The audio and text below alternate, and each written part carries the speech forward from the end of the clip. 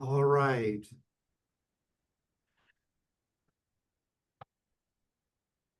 Welcome. Good afternoon. This is Jason Orm, Chair of the Oregon Board of Accountancy Laws and Rules Committee.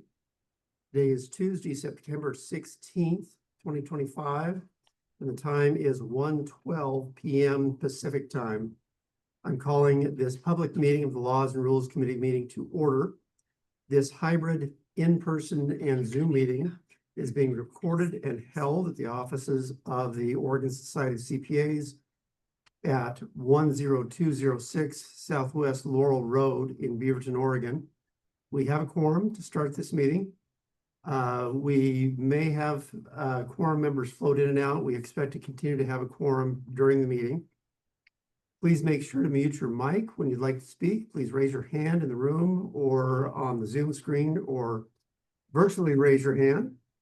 Committee members, liaison, and staff can ask to speak at any time. For members of the public observing, which we don't have any currently, correct? Okay. Use the public comment opportunity for any comment you may have unless called upon. Please don't use the chat room to ask questions or for any discussions. If any technical issues arise, we'll pause the meeting until they're resolved. I'll now take a roll call. First, for those physically present at OSCPA, to my left. Sherry McPherson, present via Zoom. Jason Orm, present at OSCPA. Angie Hunt, Board Counsel, present at OSCPA. Erica Guzman, Board Staff, I'm present at the OSCPA.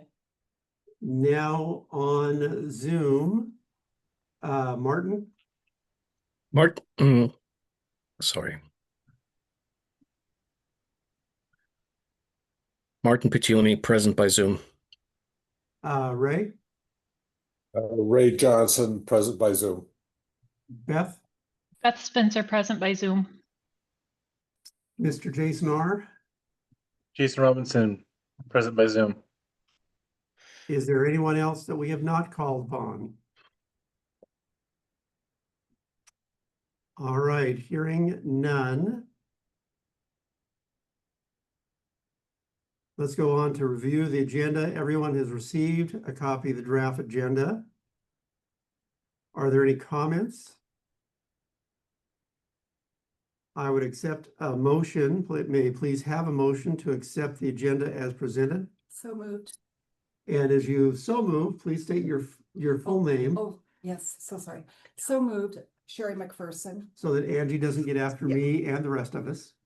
And second, Ray Johnson. Ray Johnson, second. Any further discussion? I'll now take a vote. Again, state your name as you vote, starting to my left with Sherry. Sherry McPherson, yes. Jason Orm, yes. Ray? Aye. Ray Johnson, aye. And Melissa, or Beth, sorry. Beth Spencer, aye. All right, motion passes.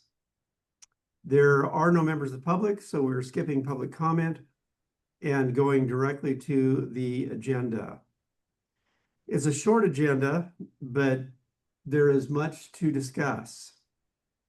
So we are working on the 797 rule development and related rules. Angie and I have met, and we met with Martin a couple weeks before he needed to do other things. And then we met again a week ago Friday.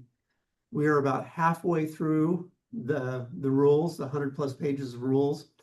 We're doing that so that as a committee, we can focus in on, here are areas that just aren't minor changes. What do people think? Where we actually need to have comment. Angie, do you want to take that a little bit? I generally kind of finished, I mean, I finished it. Like All I 100 all yeah. 100 pages? Yes. There's probably like some things, whatever that generally need to be, but that was my goal, was to get you guys this whole thing so you could look at it as a whole. So do we want to delve into that? Is that what we're gonna do first, is walk through this document? Is that? I the think plan? so. Let's do that because the rest, we're focused on 797 because that's where the board has pointed us. Private equity will have an update on that during this meeting, but that is secondary to the 797 and other related rule changes. So let's dive into that document. Okay, so can you guys get your document open? Is that?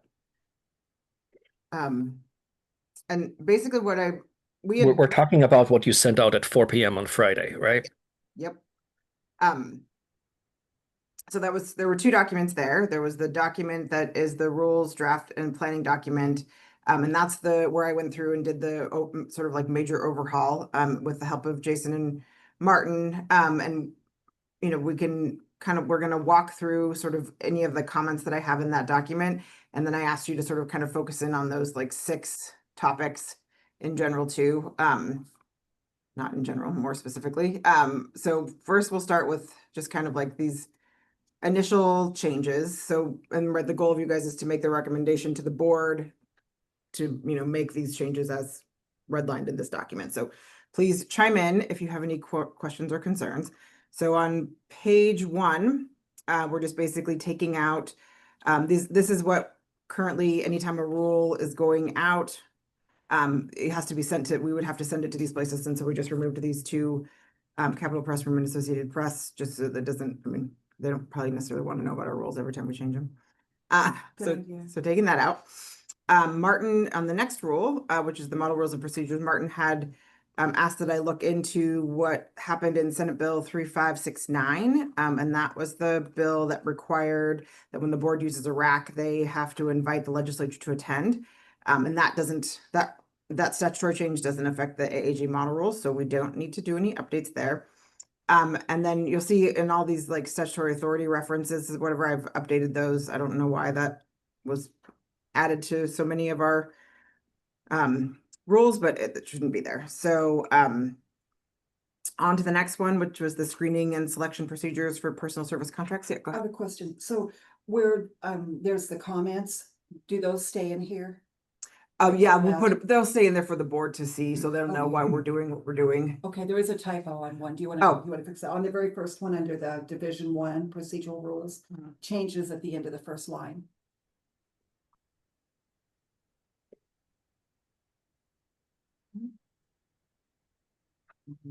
Propose, 2025 session, proposed changes. Oh, right here, Angie. Oh, okay, so that was in Martin's note, you mean not in my comment section, but in the note? If it's all, is that what you mean? Yes. all Okay, bold. okay, yeah, Okay. Okay. so that will come think- out, that won't actually. I think we can fix the typos later, and other than me noting for the record that I never make any typos. Yeah, Okay, Martin doesn't make time. sorry. Yeah. I didn't know that. No. process, I guess. No, so you know how this document formed, right? Yeah. We tried to kind of do it like we did last time, which is like where Martin went in and put sort of like bigger items than I went through Okay, and looked at his, so whenever you see that bold, that's written by Martin. okay. And then anything that was in a comment that came by me, and then anything that was like rule change, like Okay. redlined or whatever, that was worked on, most of it, not all of it, was worked on by the 3 of us. I'm just used Okay. for looking Yeah. at that. So I didn't want to be silent, but I didn't want No, to speak up. I either. appreciate it, because Okay. there's always gonna Yep. be some Hey. stuff. so. Angie, before you keep going, I just want to point out to the committee, first of all, I'm incredibly grateful to Angie for having taken on as much as she has in all of this. I will stay a little bit more silent because I'm still a little bit in a recovery mode from a surgery. That said, I want to give Jason and Angie a heads up that the items that you identified in your 4 p.m. email as, hey, these are the items of note, the stuff that we need to focus on more heavily on the policy side, I would respectfully call that a non-exclusive list reflecting essentially where Angie's at in terms of where we need to have policy discussions. There are a few more that we need to get to, and a little bit of a forewarning to Ray. Some of those are really heavy on the kind of higher ed end in terms of some of the exam and licensing related pieces where we may have some more flexibility now, where there are some additional policy issues that I hope we can get to, where I'm hoping especially to rely on some of your feedback, Ray, around what may be in the comfort zone. So just and Angie, I'm sorry, it's just that with my time constraint, I did not have a chance to communicate with you and Jason ahead of time about what those additional items might be beyond the ones that you had listed in your 4 p.m. email. In that 4 p.m. email, though, I did mention those and said that we potentially wouldn't be talking about them at all today because you and I probably needed to talk through some of the stuff on like how NASBA Yep. works and like what happens on that stuff. Yep. I still have questions about how that stuff comes through in order to, and what we Yep. can do. So that might be something we might have to bring back later. Okay. Okay. So the next one is this is a to-do for Martin that he needs to figure out on this rule if we can delete it, because if we need it, Daz is the one that would say that we would need it or not. And so that's on Martin's to do. I sent you an email about it, but whether or not you remember, I can remind you again later. Okay. And then the next one, authorization for agency representative, we can delete this rule because it's no longer needed. If anybody has questions, just say, hey, wait, why, you know. And then on the extension of time limits created in administrative rules, just basically changing it from permits to licensees, because that's what our statute uses now. And then moving to professional standards. Basically, I'm updating this rule, or the way I drafted it. I am not updating any rules. I'm drafting rules in a way to say to you, updating this to clarify that we can't, and just in one place, give an adoption by reference date. And then in the rules where we adopt specific standards, this is Martin stat, but Jeremiah did. I'll go through and determine which ones, if anything, have changed, and he sent that to me, and so I will add those in. And if we have time, I'll mention to you guys today which ones they are. It's the majority of almost all of them, with the exception of like 1 or 2, that we'll just need to update the reference date on. So, and then this is just talking about like sort of in general, like when you adopt something by reference, what does that mean and all that stuff. So, so that is what that rule is about. And then the procedure for complaints, just updating some statutory references and terms to comply with the statutory changes. And on sub 9 of this rule, so again, this is the procedure for complaints. What it says is that if the board determines that the available evidence is sufficient to indicate that there is that a violation may have occurred, the board, and what it said shall, which means they would have to, in theory, make a preliminary finding. And so just changing that to may to give the board the discretion to do what they want. So we could either change it, and Jason and I talked about either changing it to may or deleting that whole subsection. So if anybody has a thought one way or the other, we'll just leave it as may unless we hear otherwise. I don't have a concern about the may, but I did notice there was a change in number 7, sub 7, that I thought was interesting, from changing from licensee to person. And does that give the board authority over people even if they're not licensed, if they're Yes. doing these things? Okay, great. We do. Yeah. Yep. Okay. Nice. Okay. Thank you, Beth, for pointing out other changes. I appreciate it. I don't mean to like be picking certain things or whatever. I just like in what I see. So feel free, please point out any concerns you have. All right, going on down to, we don't have anything on refunds. So we're looked up. It should be, my computer doesn't like to update, but it's chapter 801, division 5. Page 12, it looks like it should be. This is again, these are the rules, these are the definitions. So there's some specific stuff in here, but the general ones you're seeing right now are, you know, sort of like, you know, basically just like updating. There was a typo in sub 1. And Jeremiah put in some more edits for these because there was a few other ones that had some like typos or maybe misstated the name of it or whatever. But this is basically where we were talking about changing the adoption by reference. So like if the AICPA Code of Professional Conduct has been adopted, you know, we'll change that there depending upon what Jeremiah put in his notes. So updated the term active means a current licensee issued by the Oregon Board of Accountancy or other jurisdiction to an individual who has met the requirements to hold a CPA or PA license, has been properly renewed and is in good standing. And then going down to 9, CPA or certified public accountant means a person who holds an active certified public accountant license for the practice of public accountancy. And that is just defining with what the term says now in statute. And certificate, so that's a term that we are getting away from, but a lot of other states still use it, so we will probably need it. So leaving that there, but getting rid of the reference to the statute since it's not there anymore. And then client, this is aligning it with the statutory definition. So some of these definitions, I want you to make sure you try and like really keep in your head because sometimes they affect other rules a lot going forward, right? So this is one that we said client means a person or entity who receives professional services or a person who agrees to receive professional services. So this is what it says in the statute now. So I want to make sure you just keep that in your head when you're thinking about rules down the line. And then going on down. So inactive status means, and so what basically, so before we had this happens a lot with boards where they'll like put stuff in the definitions that it's a definition and you can't like really discipline on a definition. So kind of just tried to make it a little bit more generic in the definition. And then on this stuff, we'll get into like what that actually means down below in the rule itself.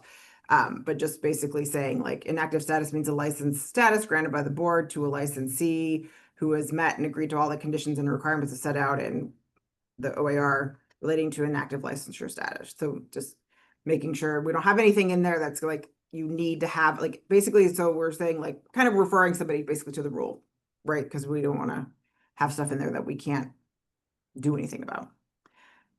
In good standing is just adding in some other terms that just would be helpful to have in there. And then licensee means certificate, permit, or registration.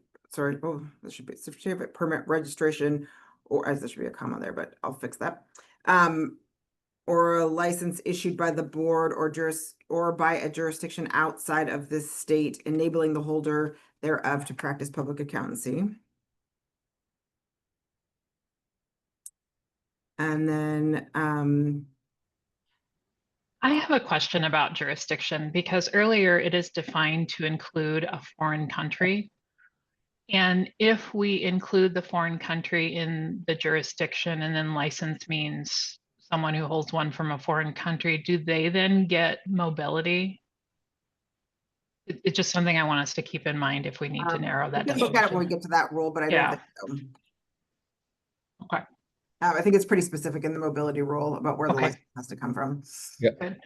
Thank you. The very, very short answer on that issue is that the only time someone from a foreign country can gain licensure in the US if one of two things is true. A, we are a NASBA MRA jurisdiction board, meaning we accept the NASBA mutual recognition agreement process. So if somebody qualifies for US licensure by meeting the criteria in one of NASBA's MRAs, Mhm. we are accepting that as a pathway toward licensure. The only other way that a foreign applicant from a foreign country can get licensed in Oregon is if they meet the exact same standards as an initial applicant for licensure that is homegrown. Yeah, Thank and you. Beth, I'm gonna put a comment here just to remind myself to double check that because I understand your concern. Yeah, I think we defined it as a US territory or state or jurisdiction later in mobility, but just don't want to lose sight of that.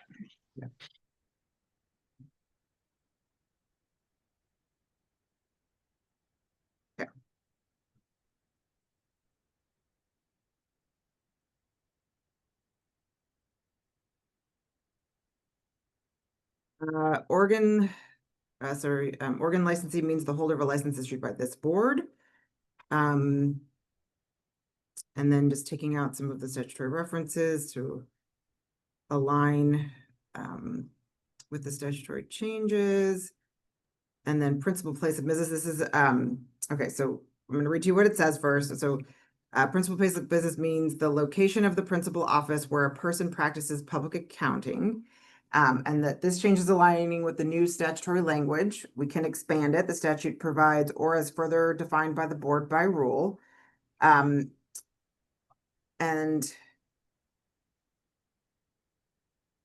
so if you guys want to expand it, we can. What the statute specifically says is principal place of business means the location of the principal office where a person practices public accountancy or as otherwise defined by the board by rule. I think this became a question down below when we were talking about one of the other rules, so just keep that in mind when we go down below. And then professional, again, this is just, I'm just aligning it with what the statute says now. So just make sure when we're talking about the principal place of business later, like that we remember if we change something down there, we need to come back up here and change it. Because that's what ends up happening a lot of times is like we change something one place and then we don't change it below above. When I read the term professional, it struck me as very public accounting oriented, as in CPAs and public practice, as opposed to business and industry. Yeah, it refers to a test, compilation, audit, management, advisory services. We have a lot of CPAs in industry doing financial reporting that really doesn't get caught up in that definition in many respects. So just food for thought. I understand we're trying to align with statute, but it strikes me that we've kind of left out, from my perspective, a key piece for those That's a people in really industry. good. Sorry, Ray. That's a really good observation because my understanding is that from a numbers perspective, and I don't know, Ray, if you recall, but I think you and Andrew and I about a year ago, I think there was a back and forth about a year ago around the specific issue of how much of our licensee base is actually not in a public accounting firm, but is actually in kind of, essentially private industry. Right. I'm trying to remember what those numbers were, but I seem to recall that it was possibly even above the 50% mark. I think it's 45, 55, or somewhere in that range, near 50% plus or minus 5. Yeah, so I mean, this is just saying generally what professional can mean, right? It's not saying professional means all of these things. It's saying professional. And it says including but not limited to. So I think we've got some wiggle room in there, but food for thought for, I think the whole financial reporting piece is missing from that definition. So if you want to expand on it, you can, but we can't limit it, right? Like, so those are the things that are in the statute, so those things have to stay there, but you can expand on it. Okay. Would we be doing that today? Like, If you wanted to, yes. Ray, what would suggest that we add in there? My suggestion would be to add in including but not limited to. Somewhere in that list I'd put financial reporting or accounting and financial reporting. Ray, you're too humble to make this suggestion, so I will make it. What about education? Well, I'm comfortable with attestation being in there. Well, no, how about educators like yourself? Academia. Is enough? Do we want to add something in there? Or are we going too far now? I agree with adding the financial reporting. I get that. I'm just asking that follow-up question with regard to the academia. I think that's sorry. I think it probably gets swept in with, associated with the professional issues that those people are teaching. Okay, And then. Yeah. What's interesting is the AICPA definition of professional services includes educational services in there. And also Okay. corporate governance, so we might want to consider. Adding both of those.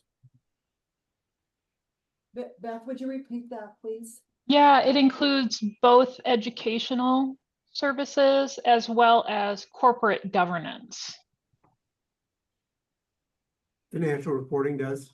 Their definition of professional services in the Code of Professional Conduct. Got it. Okay. So I do think there was a difference between professional and professional services. Because we have professional services down below. Right, but this is, it's related, and professional means arising out of, related to the specialized knowledge or skills associated with these things. So I can see all, it's listing the services, but also it's including all services requiring accountancy and or related skills that are performed by. In some respects, I think we'd be good to try and look at trying to match up with the AICPA Code of Conduct, which we refer to anyway.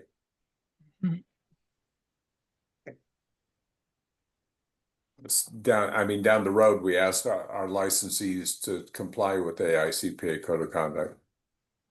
Well, I guess we don't. No, I'm sorry. My bad.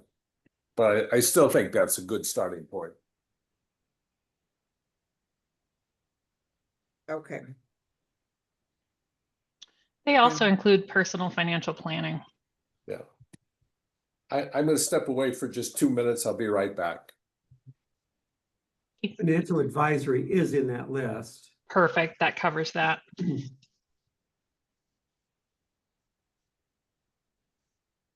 And management advisory, which I do like adding the financial statement piece though. Yeah. Mhm. Okay, so I put those notes in. And then retired again, I just made it like, so we didn't have anything up here that made it something that mattered about what's said here, just basically just like referring you to the rule and saying that that's the status. It's a status type.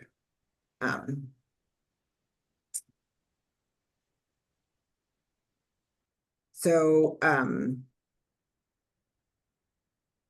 revoked, what it says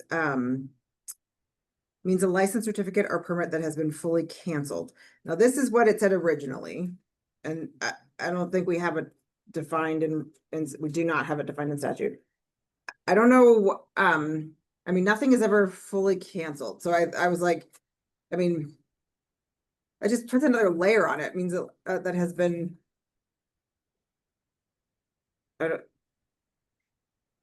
I honestly would think it's almost better to get rid of the definition at all, because everybody generally kind of knows what revoked is, and you would look to the state itself. I don't love this definition, so I had added in there, in Oregon, a revoked license cannot be reinstated.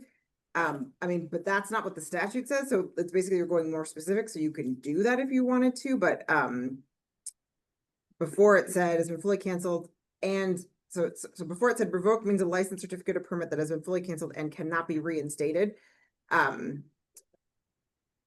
Obviously, whether that would mean that then, like, if another state used that term and we're trying to say this person was revoked, but that license can be reinstated in their state, that would mean we couldn't call it revoked. There's just a lot of problems with this definition, so I think it would be better. I think generally people know what revoked means, so I would recommend just removing the term. Does anybody disagree with that?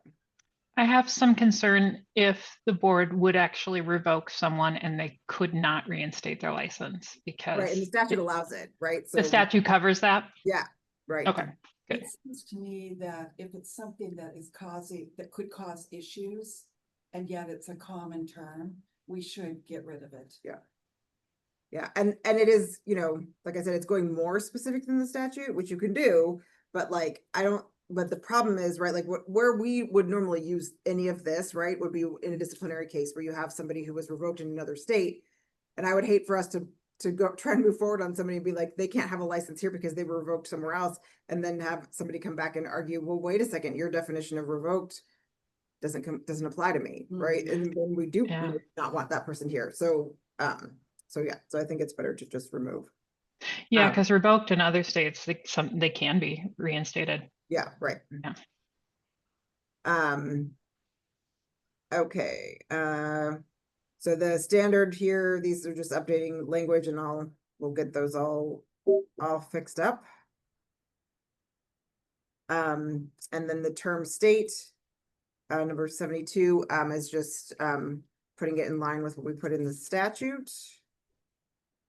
And then substantial equivalency, this is where, this actually, like, we have it down below as well, but basically sort of getting into like, now we have our 3 buckets of substantial equivalency, right? So we have an individual that holds a valid license as a certified public accountant from another state that requires an individual as a condition of licensure as a certified public accountant to achieve a passing grade on the Uniform Certified Public Accountancy examination and complete at least 150 semester hours of college education, obtain a baccalaureate or higher degree, confirmed. So that's the normal, or not normal, that was the old.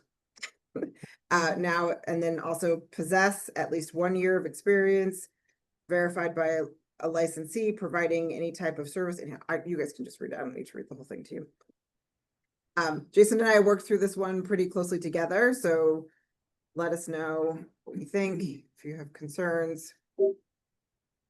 A, B, and C, it's an or test. As you walk through the language, it's hard. But it's one of the 3 to match the new statute. It worked for me when I read it. Do we need to add an or at the end of subset B? Because it doesn't have it's or B, semicolon C, and then or D. Oh, it was just supposed to be 1 or. I was just supposed to be between just between D and E, sorry. I'll take that. Oh, okay, yep. You normally don't do it every time. You don't do it after every time. Okay, so we have too many ors instead of not enough. We're good. Okay. Got it. Fixed it. Okay, moving right along.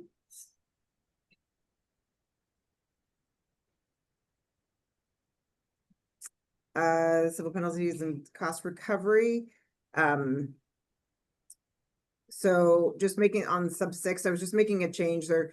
This, just making it clear that if we're gonna do these, right, so the due process rights attached, because these are civil penalties. So if you have a civil penalty versus a fee, right? A civil penalty means it's a contested case. You get contested case rights, you have the ability to, go against it. So I just wanted to add that in there because I think there was some confusion in the past about what this meant and when these fees could be assessed. So, and I put, that may be assessed, right? Because it's not, they don't have to be assessed, but they could be assessed. Unless you guys want them to be assessed, regardless. Okay. Makes better. Yeah.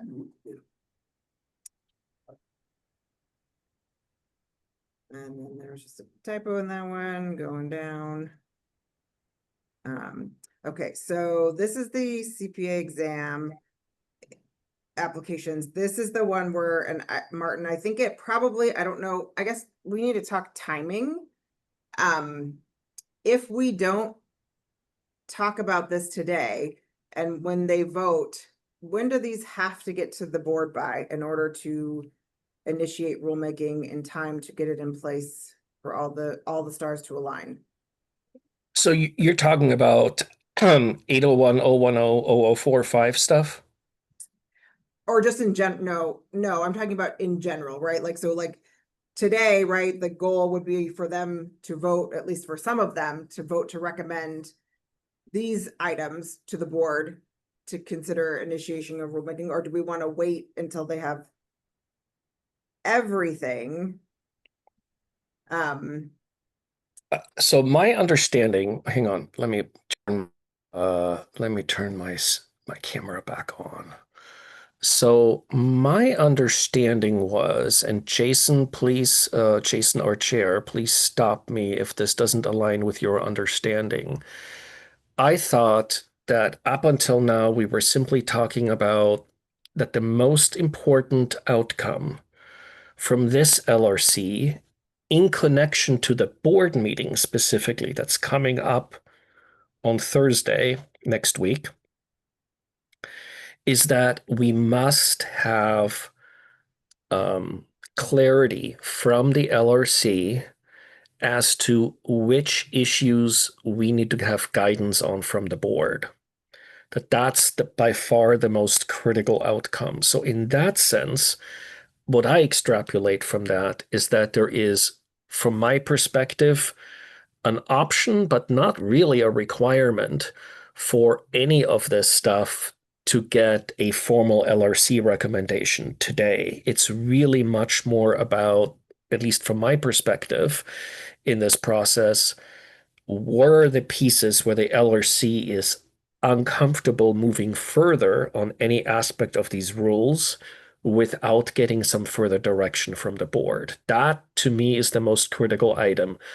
That plays into the second part of Angie's question, which is when does this stuff need to kind of go live? And where we're at is that the December 4 meeting of the board is the critical meeting where an LRC recommendation has to arrive saying, here is the totality of what LRC recommends with respect to rulemaking changes to be exposed to implement Senate Bill 797 plus whatever other edits not connected to 797 in one package that reaches the December 4 meeting. On December 4, the board can take that product, tweak it any which way it would like to.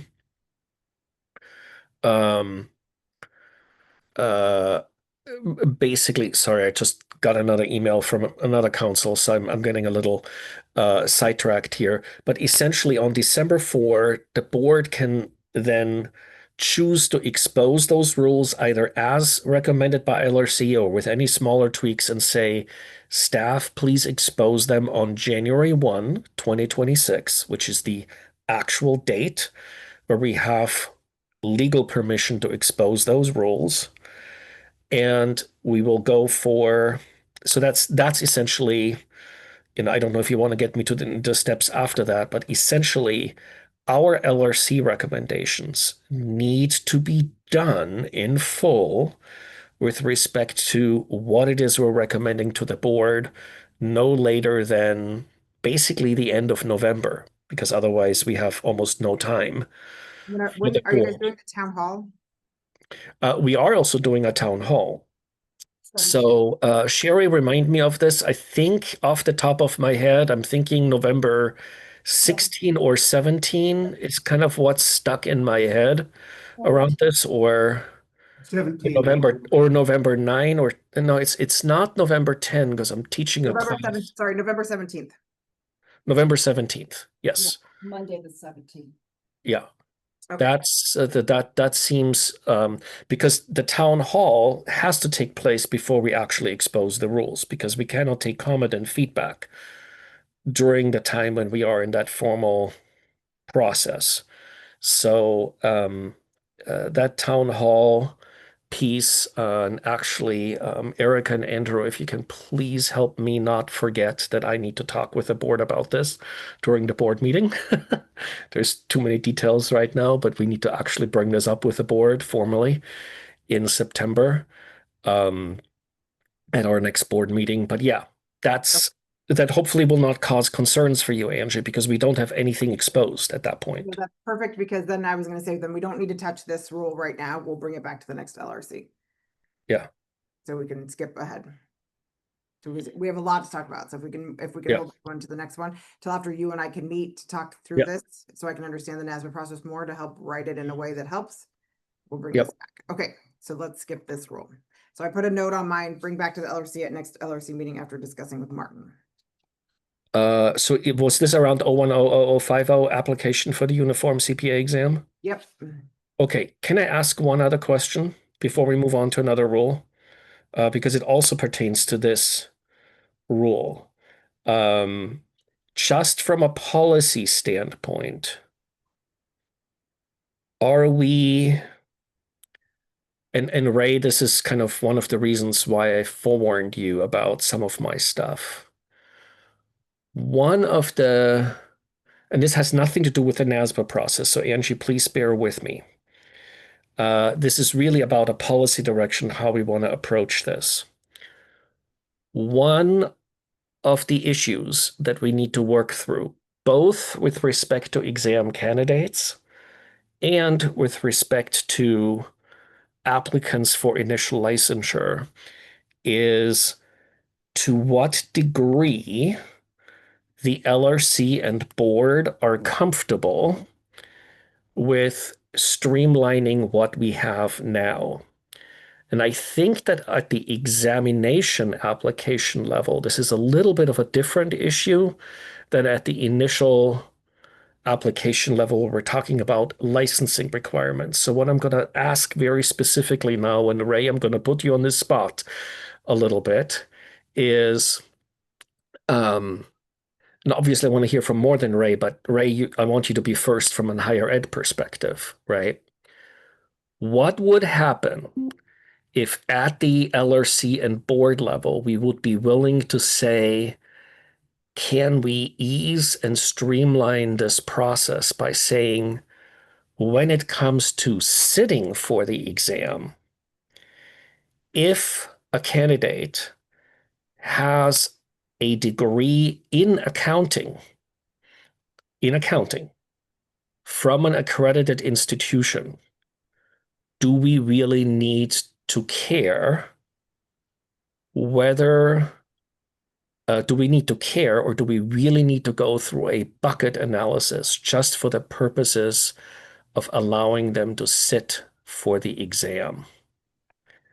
And essentially limit the need to do this bucket approach that we have right now in our rules to those candidates to sit for the exam that do not come out of an accounting program, but essentially are getting their accounting coming, are the career switchers, the folks that are coming late, where we need to make sure that they have some level of prep. Does that make sense, Ray, as a question? So the statute requires it though. Well, right? The statute requires the bucket specifically? Well, it Yeah, says I'm that. thinking- it's that- but I'm checking. you're saying part of what you're asking, Oh, maybe. and it goes back to the UAA, because the UAA kind of specifies you need to have so many credit hours and these types of buckets, right? Mm-hmm. And your question, is it just sufficient to say you have an accounting degree? I would say if you're saying from an accredited university, that's a pretty wide swath in a lot of respects. Mm-hmm. And you probably see a lot of different accounting programs out there, which is why the UAA said, you need to have so many credit hours. I guess I would tend not to move away from the Uniform Accountancy Act. Gentlemen, I thought that what was crafted in statute was that we crafted it specifically bachelor's degree. We did, you're right. Don't care about Right. number of hours. We're not counting hours anymore. Right. Bachelor's degree in accounting. I Right. believe that's what's in statute. Yes. Because we didn't want to count hours, especially as universities were shifting to, as we morphed through this. And we said, if an accredited university is going to grant a degree and call it a bachelor's degree in accounting, we're good. Yes. But are we also saying that in that process, to be eligible, you need to have 30s, or we're just saying a bachelor's degree, and we're not saying that bachelor's degree includes 36 quarter hours of accounting, et cetera, right? Correct. My recollection of statute, It was bachelor's degree. it was bachelor's degree. Just bachelor's degree, period. Okay. Plus 2 years of experience. Yeah, plus 2 years of supervised experience. Yeah. For the Well, initial that's, license. that's to get licensed. Let's go back to. Oh, The to be question right eligible now to is sit about for the sitting for the CPA exam. We modified, I believe in 797, the language to sit for the exam to mimic the language for licensure. Yep. And Angie's nodding politely at me, but she's checking. because it wouldn't have made any sense to add more complexity there, but it would Yeah. override the other. Yeah. Yeah. I remember what we had originally to sit for the exam. And then it was in place for, I think, a year until 797 passed and is becoming effective. And 797 changes that, as I recall. I remember talking. It was completely rewritten. So 673.050, essentially we took out all of the existing currently still valid text, and it simply says, yeah, we did exactly that mirror piece, right? Graduation with a baccalaureate or higher degree from a college and university that is accredited by a regional accrediting association or by another regulatory board. Completed courses in the study of accounting, business, economics, finance, written and oral communications as prescribed by rule as appropriate for the accountancy profession. But that, to me, does not mean that we have to do the buckets for everybody the way that's written. No, you could make the rule differently. Now, when you say do the buckets, what are you talking about? What I'm talking about is saying that the statute gives the board specific authority to identify what courses in the study of accounting, business, economics, finance, written and oral communications, and other subjects essentially need to be completed as part of seeking admission to the CPA exam. Right. But essentially, it simply says the board can determine that by rule, which means that the rule could say, if you have a degree, because the only thing that it says in there about the BA is that it has to be a BA from a college or university that is accredited. It doesn't say that it has to be an accounting degree, right? We don't want it to say that. We don't want it to say that. That was very specific, right? Which means that it does give us, from my perspective, the discretion. And again, that's now a policy choice for the LRC and the board, but it does give us the discretion to say, hey, maybe we write the rules in such a way that we are going lighter, or possibly do we really, just for purposes of sitting for the exam, do we really need to go through this whole bucket piece, right? If it's an accounting degree, and say, hey, we're only going to specify what we need in terms of buckets when it comes to folks that have a bachelor's degree that is not in accounting, right? That's one of the kind of dividing lines. And we can either say, you know what, let's keep it simple. Let's not simple in the sense of we treat everybody the same, regardless of what BA they have, or is there a preference on the board and on the LRC side to say we can pull back on this a little bit because we don't need that level of specificity when somebody has an actual accounting degree for purposes of when they sit for the CPA exam. I'm not talking about initial licensure yet, because I could see potentially folks coming to different conclusion at each one of those stages. Because the level of risk is very different when you're talking about allowing someone to sit for the CPA exam versus allowing someone to get licensed. Wouldn't they be a lot less likely to pass if they didn't have to take those classes though? Where is that? So listening to the discussion, Martin, to me, this is one of those things that you created a bucket that we're making for the board. To me, this sounds like something for the board, here's an issue, what would you like? And let the board make the decision, and then we move forward. Yeah. Based on the board's decision. Is that? Yeah, and Yeah. so, when I'm looking at 801.010.0045, uniform CPA exam. And as I get down the 120-hour rule, satisfactory evidence that they've completed 120 semester hours or 180 quarter hours, which is a bachelor's degree. And then it says you've got a minimum hours in accounting. And then their business hours. I don't know how much, if I look at 3 major universities here, they're all 36 quarter-hour degrees in accounting beyond the introductory accounting courses.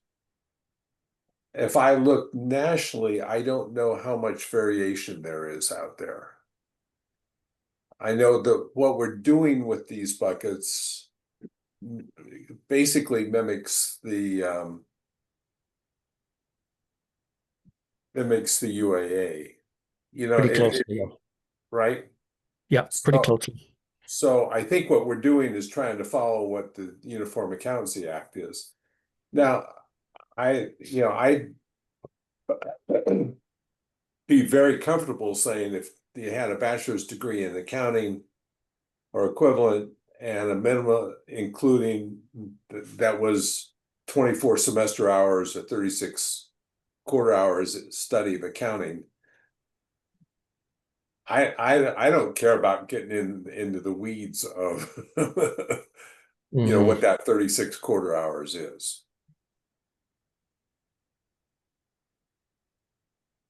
I guess I have a couple things. I don't know the straight answer, thinking about what I'm about to ask, but I guess I worry about change loops. And I worry about, like to ensure that we're not putting someone in harm's way. For example, I know several folks that didn't have an accounting background that came in a very non-traditional way. But the point was they took the accounting courses, they sat for the exam, they passed the exam, they had careers. Mhm. I mean, I want to make sure we don't put anything up that would cause a problem with that. Secondarily, I worry a little bit about the information we list or don't list, because when we're silent, that's nice because we can be more nimble, but it also means there's more questions. So when people, that just means more calls to the board, just more complexity, the more open things are. I'm just making those two thoughts. I don't know the answer for this, but I guess the other thing too is just with Uniform Accountancy Act, if a lot of states, jurisdictions are using that, do we want to step too far away from that as well? So anyway, that's just my general thoughts. And question for you, Ray. Yeah. One of the things that I used in my testimony for 797, and I turn to you for this because this is your world. My understanding is she has a bachelor's in accounting from Oregon State, but does not have 120 credit hours. She's got a bachelor's in accounting from a major university in Oregon and is less than the 120-hour marker. So I don't know if some of our universities have shifted that around a little bit. So I throw that out for your comment, because again, your world, my friend. Yeah, I think we're getting to the point where universities are trying to figure out, can they offer a bachelor's degree in less than 120 semester hours? And so I'm comfortable with saying I'm comfortable with saying a bachelor's degree. And then what about the? And then, but I think we do want to include the 24 credit hours in accounting, and I think we do want to include the 24 credit hours in business or accounting courses. And I think that gives some structure both to higher ed, and it winds up ensuring that people are reasonably prepared for the CPA exam. So, you know, I like having the buckets in accounting and the business bucket, but you know, along the way, if somebody determines that they can do a bachelor's degree in less than 120 semester hours, that flies with accreditation, I'm comfortable with that. Okay, Just to clarify, are you're basic, I think what I'm hearing here, so please validate that I'm understanding you correctly. Yeah. Removal of a 120 semester hour specificity, retention of buckets, at least with respect to there have to be, 24 semester hours minimum of accounting related and 24 semester hours of accounting specific upper division, I'm assuming, courses. Right. But I'm also hearing, and this is the part where I just want to be really clear, that you might be open to less specificity around what those buckets could consist of. Is it, am I right on that, or am I misunderstanding what you're? Yeah, I think you're right on that. I mean, if somebody brings me 24 semester hours, 36 quarter hours of accounting that was part of their accounting degree, I'm good with that. Now we've got a long list of topics that Yeah. probably includes anything that somebody's going to teach. So Yeah. I mean, I don't want to get in the business of somebody saying, I've got an accounting course that was taken as part of my accounting degree, and we're not going to count it. Mhm. I don't want to do that. okay. And you said something, Ray, that was interesting, and then Sherry's got a comment. You said many things that were interesting, not just one thing. But one thing that you said that was interesting to me is you're putting a guardrail around the universities to say, yeah, you can choose to issue an accounting degree for less than 120 semester hours, but it had better include this many hours of accounting. So Yeah. you can. I am putting that guardrail down. You can tell them that they don't need the PE credit, but Sherry, your comment. You know, I'm gonna just look at this from the long haul and the types of calls I get, and over time, not just related to this topic. I would say, number one, for my summarization, the 120 hour, taking that out, to me, that's the proper step, because that doesn't match statute, number one. So, and that would be limiting. So it's like what we put in place, saying just bachelor's degree only. This would basically override that, even though it's statute. So I'm not sure how you can override statute. No, but I guess it's the specificity. So you're just going more specific. Yes. Right? So it's okay, but you Yeah. don't have to. But I would say absolutely, that's not in the spirit of what we just worked on all year. But for me personally, number one, I like the guardrails, Ray, that you were saying. In each of these sections, both for accounting and for the business, it does have other accounting related content areas, and then also other business related. So to me, those are safety nets. I would really be opposed to taking these other topics out. And let me just give you a real life example related to CPE back when. So back when we changed to all of this 150 hour, there were specific courses that were added in the non-technical area.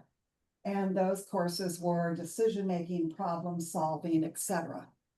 Okay, and at some point in the rulemaking, they, in a meeting, they were discussed to remove, and I was like, how will people know that those items are eligible for CPE, non-technical. And true story, the answer to me was, we'll remember. I'm the only person in the state that remembers that today. And I translate that over to this for qualifications and just say, if people can't see it, people don't know. And the more people don't know, the more questions there are. And when all of us are no longer in the room, I worry about the fact that these are gone. And I think about the calls that I get, I send to the Board of Accountancy. This is what people are looking for. And I really, really worry about taking this away, because in my mind, these are for, regulatory purpose, but at the same time, they're also for the purpose of readers to be informed about what those regulatory things are. So I'm very worried about taking these away.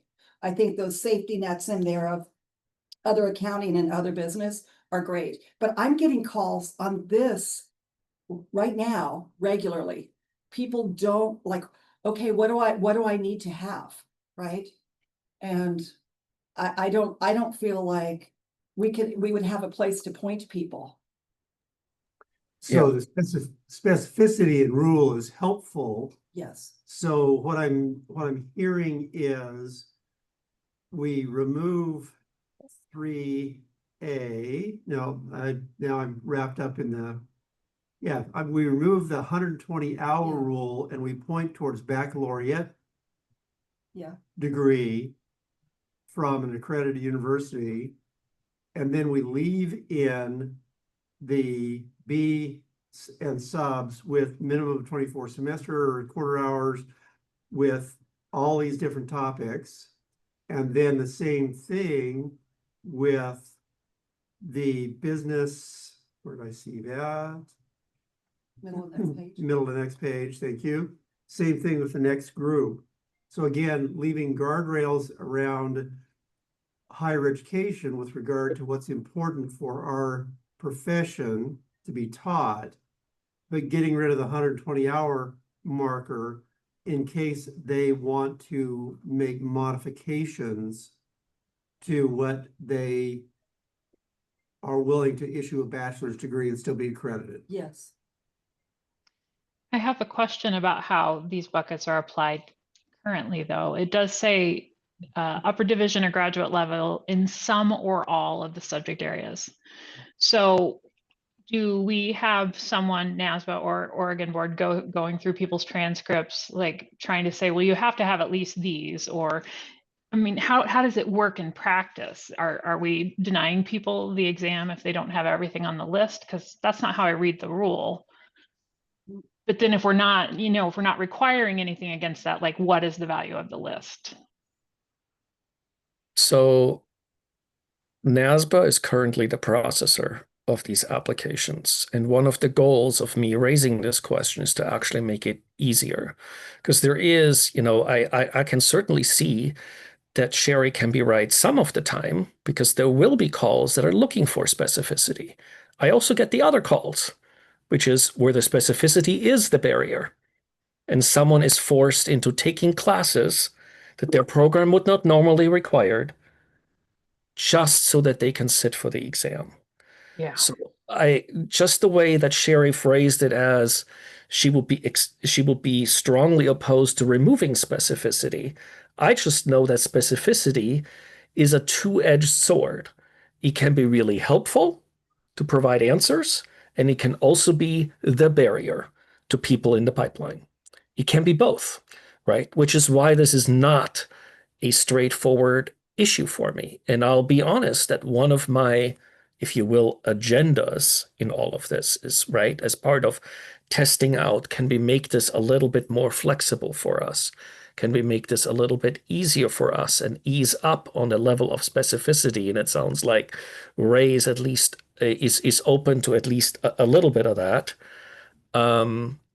Then it might also be a little bit of a faster process and a little bit of a smoother process and less interactions between the Oregon Board and NASBA in terms of, when they have questions whether a candidate meets the meets the Oregon standards or not. Jerry? So the question that I have, and respectfully so, Martin, I guess what I'm worried about a little bit with NASBA's review, if they have those questions, there's the item down below that says, you know, other accounting related content area. So if it wasn't one of these, and let's just say, you know, it's something, okay, I'm just gonna pick a word, audit, you know, it was like an audit topic and it wasn't up above there. I mean, doesn't other accounting related and other business related give NASBA that space? I mean, I wonder a little bit, I'm gonna be blunt, is this a NASBA issue of not understanding other versus, I mean, if we take everything away, then everything is other, right? Do you see what I'm saying? Right, if we take the first If we take, yeah. 16 away, everything becomes other. Well, and if we the, take- if and we I take- go guess ahead. the other thing too, right, to think about, right, is like, I mean, you would just be taking it away for somebody that has that degree. You're still gonna say other people can come and do this, right? So you Mhm. wouldn't take it away for everyone. You're just taking it away from somebody that has an accounting degree. Yeah, So is that, in theory, right, then you're gonna have somebody either with an accounting degree that maybe doesn't have all of these things, but somebody without an accounting degree does. Like, I mean, just think about that from like a, well, and I'm looking at the keywords here to me is in some or all of the. Right. You don't have to have all, you don't don't. have to No, have no, everything. that's what I'm Some saying. of it. It says and or You all. don't need all of it. No, of course not. You know, and maybe it says in some of the, and take out or all, maybe that's part of the problem. But it's not saying all only, you know, it has some, but I guess it's still that point of this helps people that are coming in different ways too, because they can see what they need. I guess from yet- my perspective, if somebody came in with 36 quarter hours of what's titled accounting, upper division accounting courses, Yeah, I'm good. yeah. But they're And gonna. I'm letting the university decide what's, Yeah. appropriate accounting courses. So Ray, based on what you're saying, though, if they have those upper division accounting courses, they would be able to check off at least one of these boxes. Yeah. Yeah. So we're not hurting anything. So, great discussion. I'm gonna Yeah. I'm gonna pick us up and keep us moving.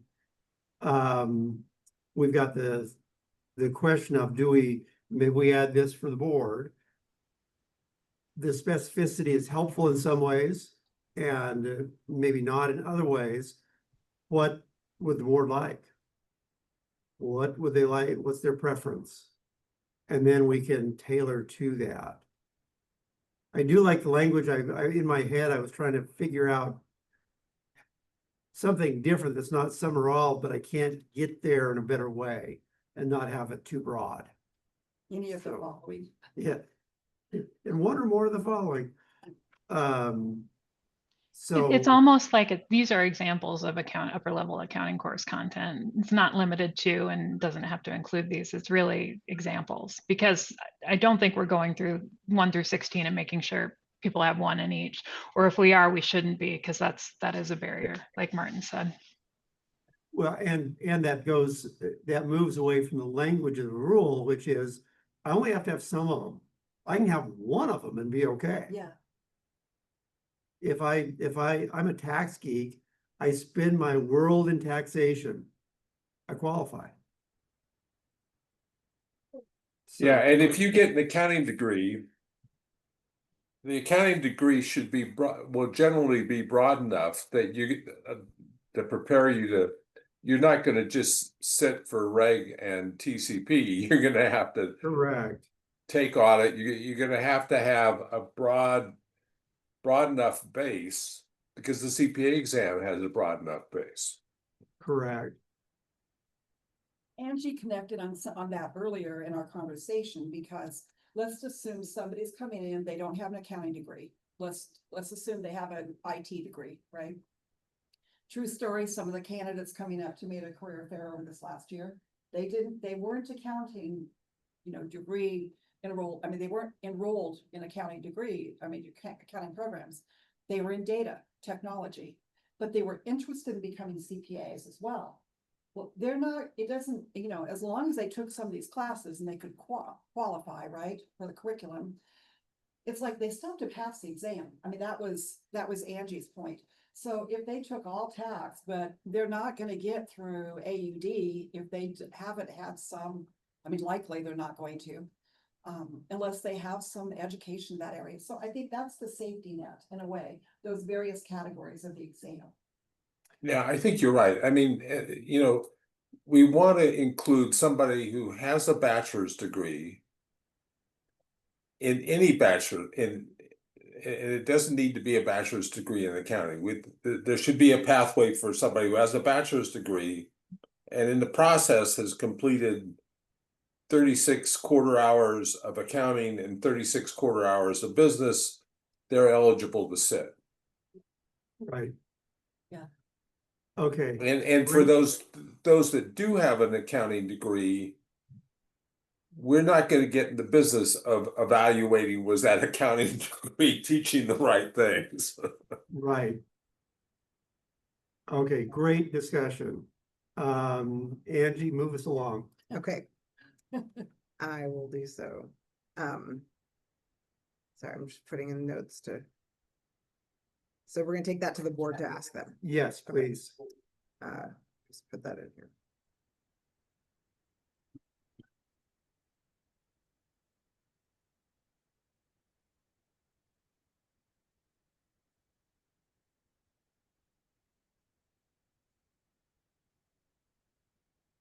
Okay, so going down in the same rule, just a couple of things to point out. Looking at the eligibility under experience standards for a person who is a PA that wants to become a CPA. And this is like, and the statute is very confusing because it's really looking at, in order to become a PA, you have to have 3 years of experience. 2 before you sit for the exam, 1 after you sit for an exam, which is different, you know, than what a CPA has to do. So I just wanted to make sure we're clear here at this point for this one. What they're doing, right, is they already have a PA. Wait, no. Yeah, candidates for the CPA exam, no. These are the ones sitting for the exam. Okay, so these are the ones sitting. So these are the people that need 2 hours. They have to have 2 years of experience before. So Jason and I spent a lot of time on this rule. So I think it's good, but let me know if you have any concerns. So there's a couple different places, right? So you have this where they're sitting for the exam, then you have where you're licensed, you get the year after you've sat for and passed the exam, you have to have an additional year. And then there's the people that then want to come and become a CPA. And what we wanted to make sure we were clear on at that point, and that is not this rule, sorry, I'm just confusing the issue, but was that those people don't have to go then and do more experience, even more, right? Because they've already got the 3 years anyway, so we didn't want to make sure that they had to go do additional year of experience on top of that, but that comes later. So, okay.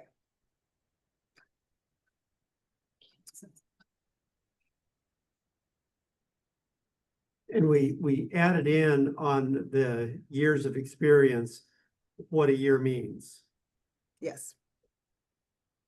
because that is in rule in other places. Yeah.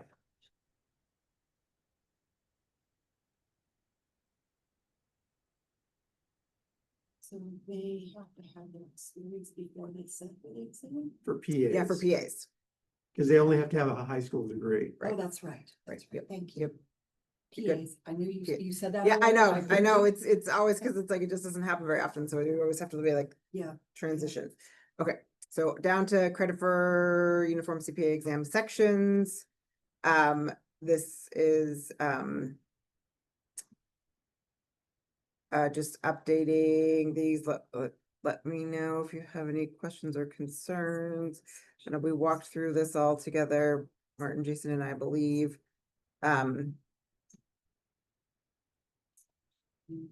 Oh, this is the whole like when you can retake it and all that stuff. Yeah, so I believe we've all worked on this together. Actually, you guys have all worked on this rule already before, but let me know if you.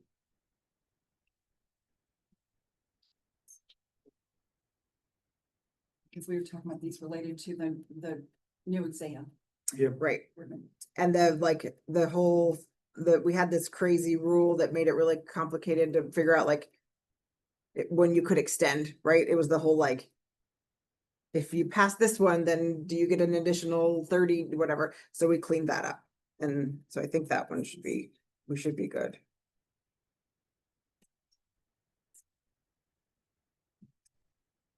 Good to move on. Okay. Yeah, that's 30-month rule. Yep, right. It's so complicated. Okay. Qualifications for licensure. So this is getting onto getting in line with the statutory changes. So applicants for the license of certified public accountant must submit the following. And this is just like, complete an application, evidence of passing with a score of 75 or higher, all the stuff. And then walking through the multiple pathways, so show satisfactory evidence as attained a baccalaureate degree and completed the courses as required. So that, would have to change that if you guys, well, yeah, so I guess I think, and it says the courses as required, but they're not actually required. So, so that's something we're gonna want to look back to, right? If we're gonna change the buckets, is that change this? Martin, were you thinking that we would just? Right. So I'm actually a little worried that we just skipped over something that might still be a problem. And just give me a minute here. What I'm stuck on is I think we had a good discussion around 006 or the credit piece, and I'm largely on board with it. What I'm stumbling over is the very, very end of that rule in a specific subsection of item 3 that says transfer of CPA exam scores from other jurisdictions. And in particular, I'm stumbling over subsection 3C, where I think the policy intent makes sense under the current framework, but I think the continued reference to the 120-hour educational standard in 3C, I think we have to update that language. Because otherwise, That's only if we decide we're gonna get rid of that completely. And we did? no, I'm saying that's like, you would change it if you were gonna get rid of it completely. Are we 100% on that? What are we getting rid of completely? Sorry, I'm not 20-hour requirement. Exactly. Okay. So wouldn't we have to get rid of it there too? Because we've gone to bachelor's. So when we say met the educational requirement, Yeah, just Yeah, educational. just requirement. Yep. education requirement. so Yeah. take out take out 120 hour. Yep. Okay, done. Yeah, so sorry. I just didn't want to skip over that because that would hurt us if we keep that specificity in there. I'm sorry too. Yeah, I missed that.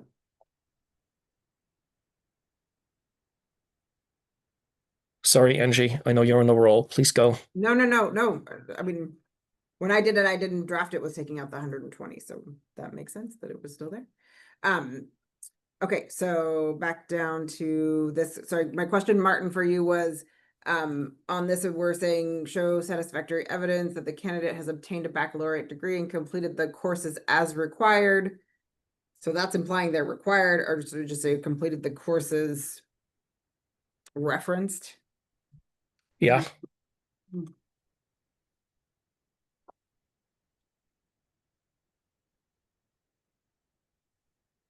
Okay.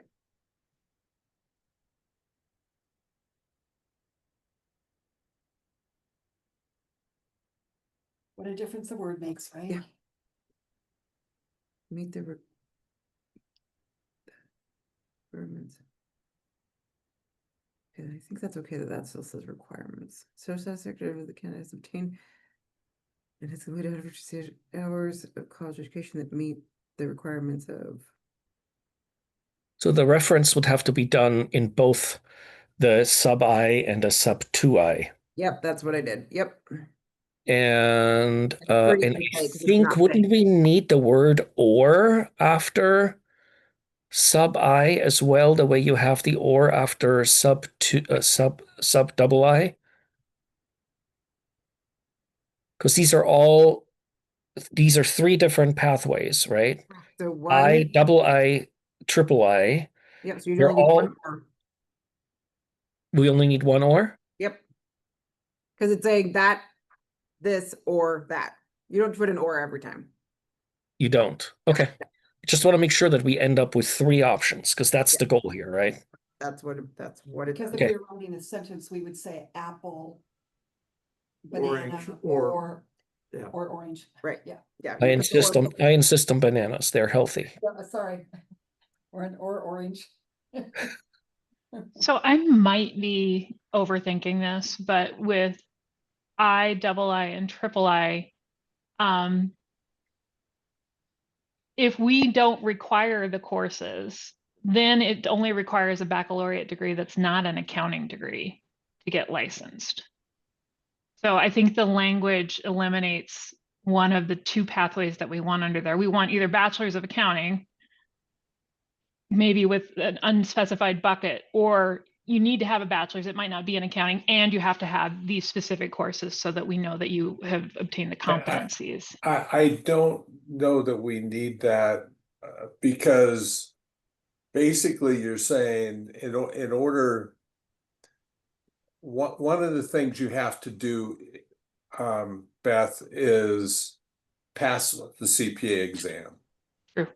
And to sit for the CPA exam, you're gonna have to get one of We'll those. have that all listed. Okay, Right. yep. Okay, good. So you don't need to repeat it here. Okay, good. I didn't want to paint us into a bad corner there. So I think we're good. Okay, thank you.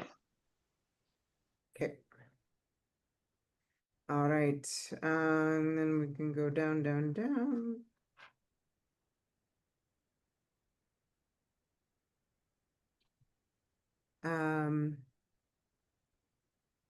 Oh, this is the 8 years lapsed. Okay, so. Because this was based on a different structure for education based on past statutory requirements. The rule was written to say, do CPE plus 1 year of work experience.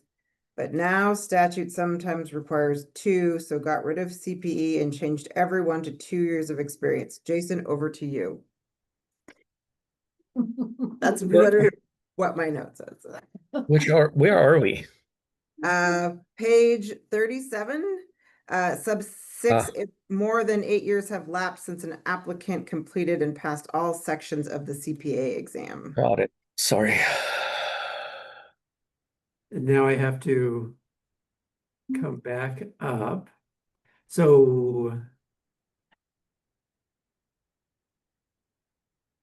So this was before we had we did this rule with you guys, like, I don't know, maybe a year, maybe, I don't know, everything's a blur, but whatever, in the past couple of years, since we've created this LRC dream team. Yes. Before. Yes. Okay. And so we created this whole thing of looking at like CPE and all of these things of ways you could come back if more than 8 years have lapsed. And so we basically, when Jason and I were talking about it, he thought this was better. And I'm good with that if people like it. Otherwise, it was Angie's idea. Yeah, right. Yeah.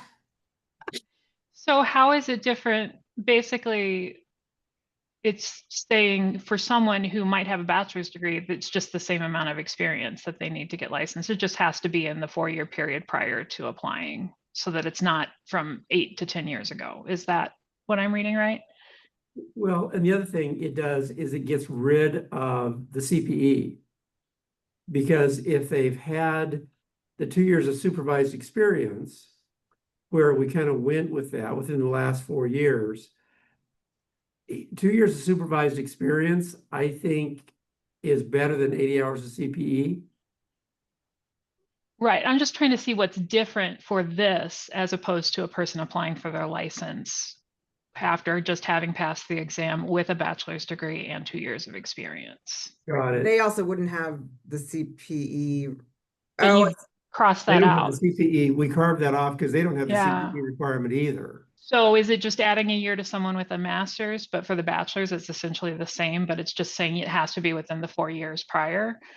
Or do we have a time frame on initial licensees of when their experience has to be gained prior to application? I'm just trying to figure out what's different.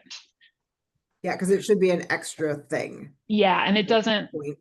I'm Okay. not sensing an extra thing here unless it's that time frame. of when you can earn your experience.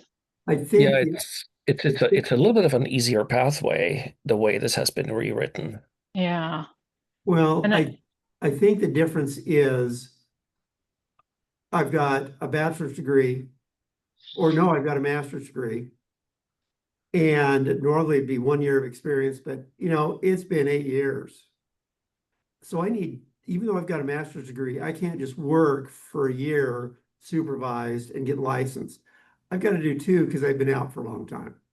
But if I have a bachelor's, I'm just doing 2, which I had to do anyway. Yeah. What we're saying is the education has been long ago enough, whatever education that was, the 2 years of experience brings them kind of up. But they have to have it anyway to apply for their license. So it's If no they have a different than an bachelor's degree. initial. Yeah, but it's no different. I think the CPE is necessary. It's consistent with a lot of other states. It's a way of saying we need to know, in addition to the experience that you have to show to become a licensee, which only the master's degree candidates would be penalized by adding 1 year to theirs. It's saying we need to see that you have some continuing professional education completed in topics that are current and relevant to the accounting profession. I will simply say I recall the initial board discussion on this, and this will require board sign off because it is a pretty significant relaxation from the standard that the board set. Because remember, we used to have no pathway back for these folks, right? So the board was really, trying to lean on what is happening in other states, and we basically aligned with what other states allow in terms of having people come back that late. But I do recall that the board at that point really focused on this policy concept of recency, are they current in the profession? And to them, the CPE thing was, at least at that time, part of that equation. But who knows? The board may be willing to back off from that at this point. I'm not sure that they will, but we can certainly raise it. Well, if nobody here likes it, that's fine. But the point of it was more of like, we've gone now, like, so the way it was before, right? You only needed 1 year of experience, period. What right now, Martin, if in requirement for, if you're coming in and you're doing everything timely, how quickly in time does your experience need to be to apply for a CPA license normally? Mm-hmm. Do you know? Okay, and so you're basically saying that okay, so the argument here is that so it's within 8 hiring years. 2 years, Yeah. that the 2 years of experience is higher than what we had before, and in exchange we're getting rid of the CPE. Is that right? and But except for the fact that you have the master's thing. So but my question is, first, right? Step one, we got to figure out what is the requirement, how quickly, and Erica, you might know this. Within 8 years. It's 8 years. Oh, it is 8 years. Okay. Yeah. Yeah. So Okay. it's, I mean, it feels like we're doing nothing for the people coming in, right? Like we're just making it a little bit harder. I don't know. It's just. No, but so this is saying if 8 years have gone, then you have to go out and get more experience, 2 more years of experience, even if you already had 2 years of experience before. Right? Because if you say proof of completion of 2 years of supervised experience completed within 4 years immediately preceding the date of the application for initial licensure is received by the board office. The Right. 2 years So of experience must comply with the experience requirement as provided for. So in theory, if you'd gotten your experience 8 years ago and then it was 8 years, you got it in the first 4 years of the 8, you'd have to do 2 more. Right. So In- maybe in we the need to last 4 lessen the amount of that, right? So within. It would seem like, Yeah. it would seem like A that. lot of states, it's, within a 3-year period or 4 year to allow people to do part-time work. If not, if you guys want to put it back, that's on fine. We just have beginning to of the figure out how to do it experience. for like, so do we want masters people to just have to do 1 and then anybody else has to do 2? That was the only reason why we touched it at all, right? Was like our statute is different now. So I think how you initially got licensed, once you've lapsed for 8 years, I don't care about how you initially got licensed. What have you gotten doing to bring yourself current?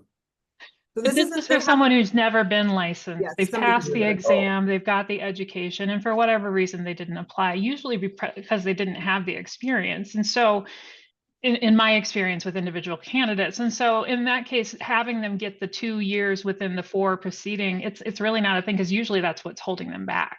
Maybe a couple of classes too. So I don't like it because I don't think it does much. That's where I'm at. Okay. So if we add back the CPE, do we leave E to say provide, do we leave it, because that was just 1 before, do we put it to 2? Because my concern is that for a person with a master's, they don't need 2 years of experience anymore. They just need 1, but somebody with just a bachelor's needs 2 in order to get initial it. So I think Yeah. that's 1 year's, 2 years for bachelor's or 1 year for masters, right? Because that matches the requirement you set for the exam. I think the CPE kind of makes sense because then you're coming current. I think instead of having to write experience rules twice, maybe change the period to 4 years for everybody.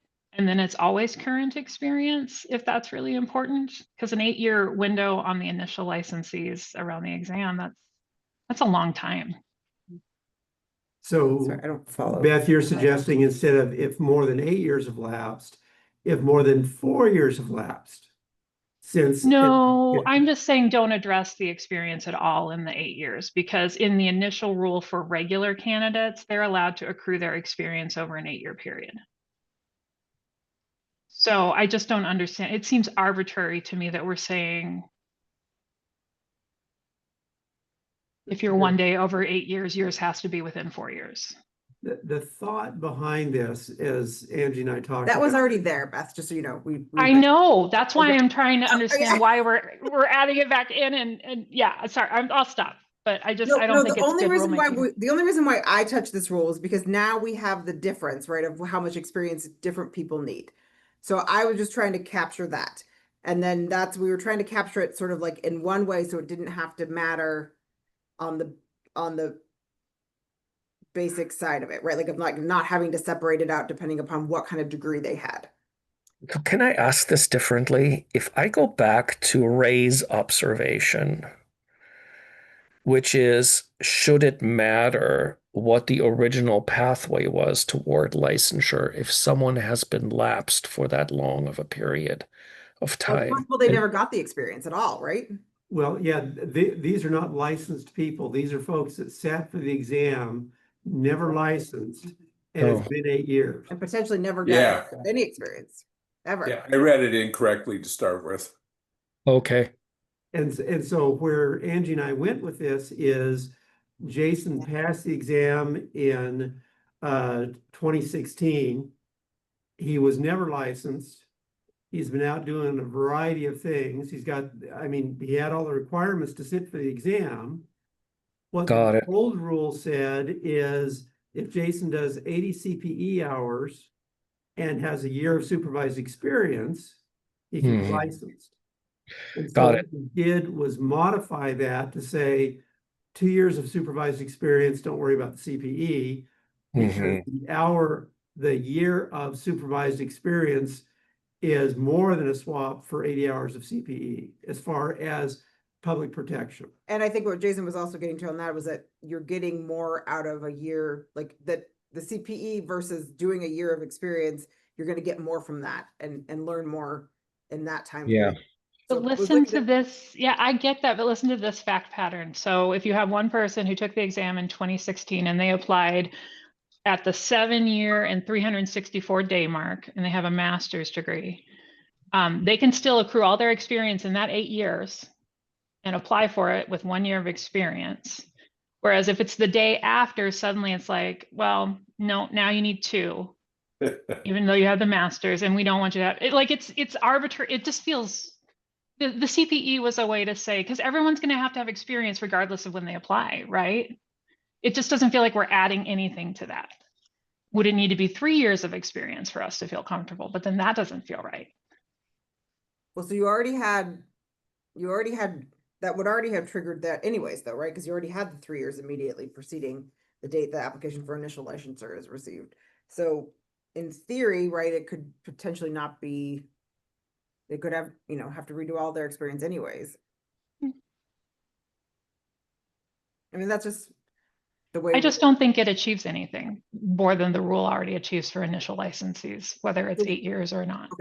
That, which is fine, but then we need to figure out how to do it for, are we just gonna say, we can add back in the CPE, totally fine, but then are you gonna say anybody coming in has to do 1 No. year within? I think you just rely on the experience requirements for licensure and use the definition of that. And then They if don't it's been fit more the than 8 experience. years, you also then have to do 80 credits of CPE. That's generally how it works in other states. If it's been more than 4 years since you passed the exam, as part of your application and your experience and education, you also need to show that you've done these credits. But we still need the experience, and at this point, they don't have the experience, and so you're saying like, if you're going to. They can't apply without experience. Everyone has to have experience to apply for their license. Why is it Well, different for these folks? People apply all the time and don't have the experience yet, right? Right, and then they don't get a license. Right, but Correct. There's no way to get a license. There's no without- way for them to get a license if they don't get their experience. So we're just kind of saying, oh yeah, and by the way, we're reiterating that you also have to have experience, but we're just shortening the time frame for you. The time frame. You have to get yours in 4 years instead of everybody else can accrue theirs over 8 years. I think I see what you're saying, and I think so. I don't want to put words in your mouth, Beth, but if I kind of draw the line between what Angie's legitimate core concern is that our statute has changed, right? Mhm.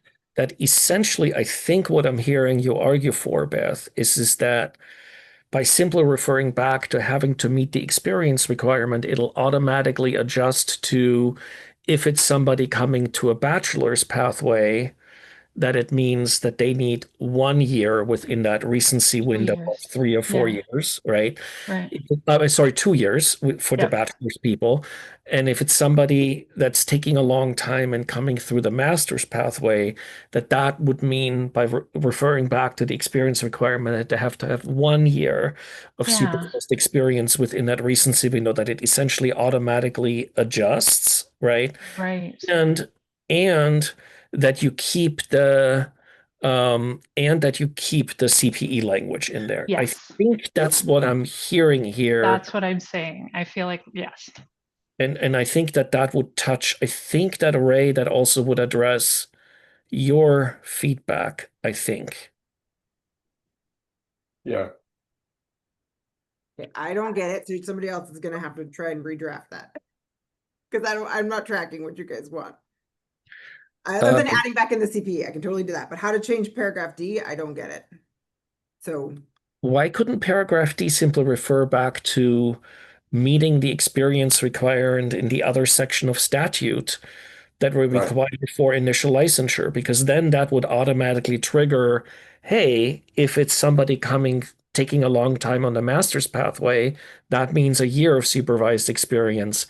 Hey, if it's somebody coming through on a bachelor pathway, that means 2 years of experience within that recency window. I like referencing back because I think that causes an opportunity for less confusion because you're not by accident saying 2 different things in 2 different places. No, I know, but that's what I was like, I don't understand, like, so we're gonna get, you Like, guys where are, are we gonna put you're getting rid of. It's the concept of Just saying, tell me what instead you of think. having a section that's relists all of the application requirements if it's been more than 8 years, could we add a sub to the initial one that just says, and if it's been more than 8 years since you passed your exam, you will also need to submit 80 credits of CPE to show currency in topics here. That's an easy way around it. Just add it underneath. Well, and they have to take Yeah. that. Damn. Yeah, Yeah, but that's. Yes. So just And delete. do we not delete- require an ethics exam for our initial CPAs? Yes, we they did have to have, already there. nobody gets Yeah. licensed without having an exam. We're just going to add 80 credits of CPE if it's been Yeah. longer than 8 years. it has been more than 8 years. Yeah, if it's been more than 8 years since you passed the exam, then in addition to the above requirements, you also need to have 80 hours of CPE completed within the 12-month period immediately preceding application. So the sub C that you took out, Angie, you could literally take that and tuck it underneath 6 just add it to the header in 6. If it's been more than 8 years if more than 8 years have lapsed since the applicant passed all sections of the CPA exam, in addition to the above requirements, the applicant needs to complete and report 80 hours of CPE, et cetera, et cetera. And then the rest of 6 goes away. So we're just adding But you need to 80 keep hours the- of you need to CPE keep- on is what I'm hearing. But you need to keep the ethics piece. Ethics, I think, is already up in the other provisions. Okay. Yeah, that's I my don't- understanding. But within a year, is it within a year? The ethics for anybody, it has to be within a year of. Well, if it's, then we might want to consider that for evidence of passing an exam adopted by the board with a score of 90 or above. There is no time frame on that. Right, so we don't want them coming in, I think the reason why we had this in here is we don't want them coming in with an ethics exam that they passed 9 years ago. Right. The ethics part, I mean, that doesn't seem bad to me to keep it there because it helps keep that clarification. in Yeah, because place. otherwise people might Yes. wipe it away. Do Yeah. we want to add that for initial licensing, some sort of time frame? Because with the experience time frame, we're allowing people up to 8 years to accrue their experience. So, and we don't have a time frame on ethics, so it could be an 8-year-old ethics exam score. Martin just signed off. Oh, Uh-oh. Marty. We just lost Mr. Pidioni. So what I'd like to Oh. recommend is we're at I kind of Good want pause. Martin back in. Is he coming back? I'm sure, yeah, I'm sure. Well, so let's do this. Let's take a 10-minute break because we've been at this about 2 hours. That'll let Martin come back in and then we can finalize this and move on. Sounds So good. And I back- will do whatever the committee That's wants. good. Back at 2:05 or back at 3:05 Pacific Daylight Time for those who are in a different time zone. Yeah. And then Amanda. you. should And lead thank us. you for joining us, Beth, from a different time zone.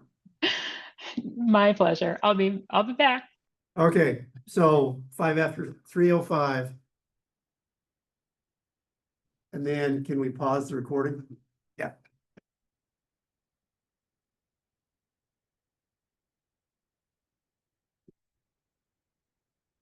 I can check on that rule. It's just hard when I don't have my Yeah, computer in but front of me. You can't just memorize everything? All right, welcome back from break. Can everybody hear us? Thumbs We can up if hear you you. can hear us, Ray. Yep. There we go. Okay. Okay, Mr. Pidioni, we took a break when you dropped off, knowing it seemed convenient and give you a chance to get back on with us.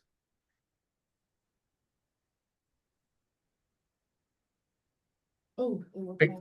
I'm back, and thanks. I lost Zoom connectivity for whatever sets of reasons just before you went on your break. Right. Yeah, we went on the break specifically. We saw you drop off. And so it was good timing just to take a break and let you get through the connectivity and come back on. So so just to I'm gonna go back to Beth's very last point, but first, before we do that, I'm gonna go back to the rule. So I do think it's important that we leave the supervised experience in that rule as well, just because I think it gets confusing to people when you don't have if you're gonna put most of the things that you need and then just not one of them, it can be confusing to staff when they're interpreting rules. So I just put it back and I said, provide proof of completion of supervised public accounting experience in compliance with the experience requirements as provided in OAR 801, blah, blah, blah, blah, blah. That's a good idea. I And- think that works well. Can I just validate for a second? Did we get rid of the recency requirement for that experience? Yes. Okay. That was what Beth was suggesting. Does anybody disagree with that? No.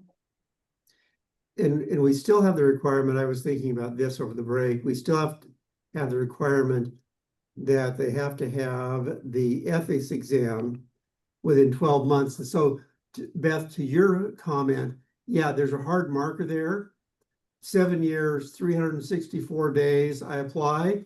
I can use my ethics exam that's from 7 years, 363 days ago. But you kick over and okay, now I have to take ethics again. I think that marker's okay. We can argue about that because on the flip side, we're not having them take the exam over again, and things have changed a little bit since they took the exam.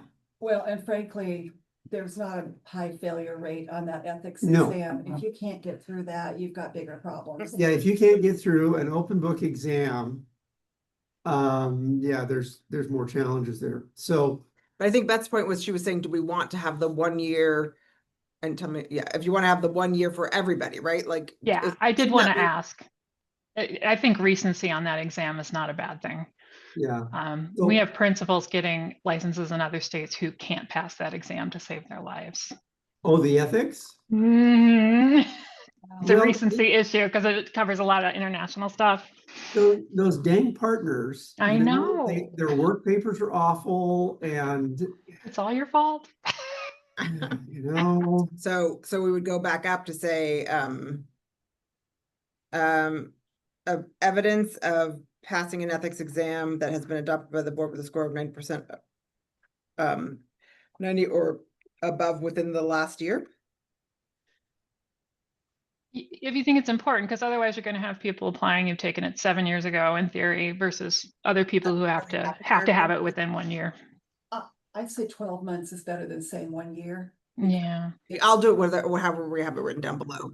But I'm just wondering, does that happen? Do you get?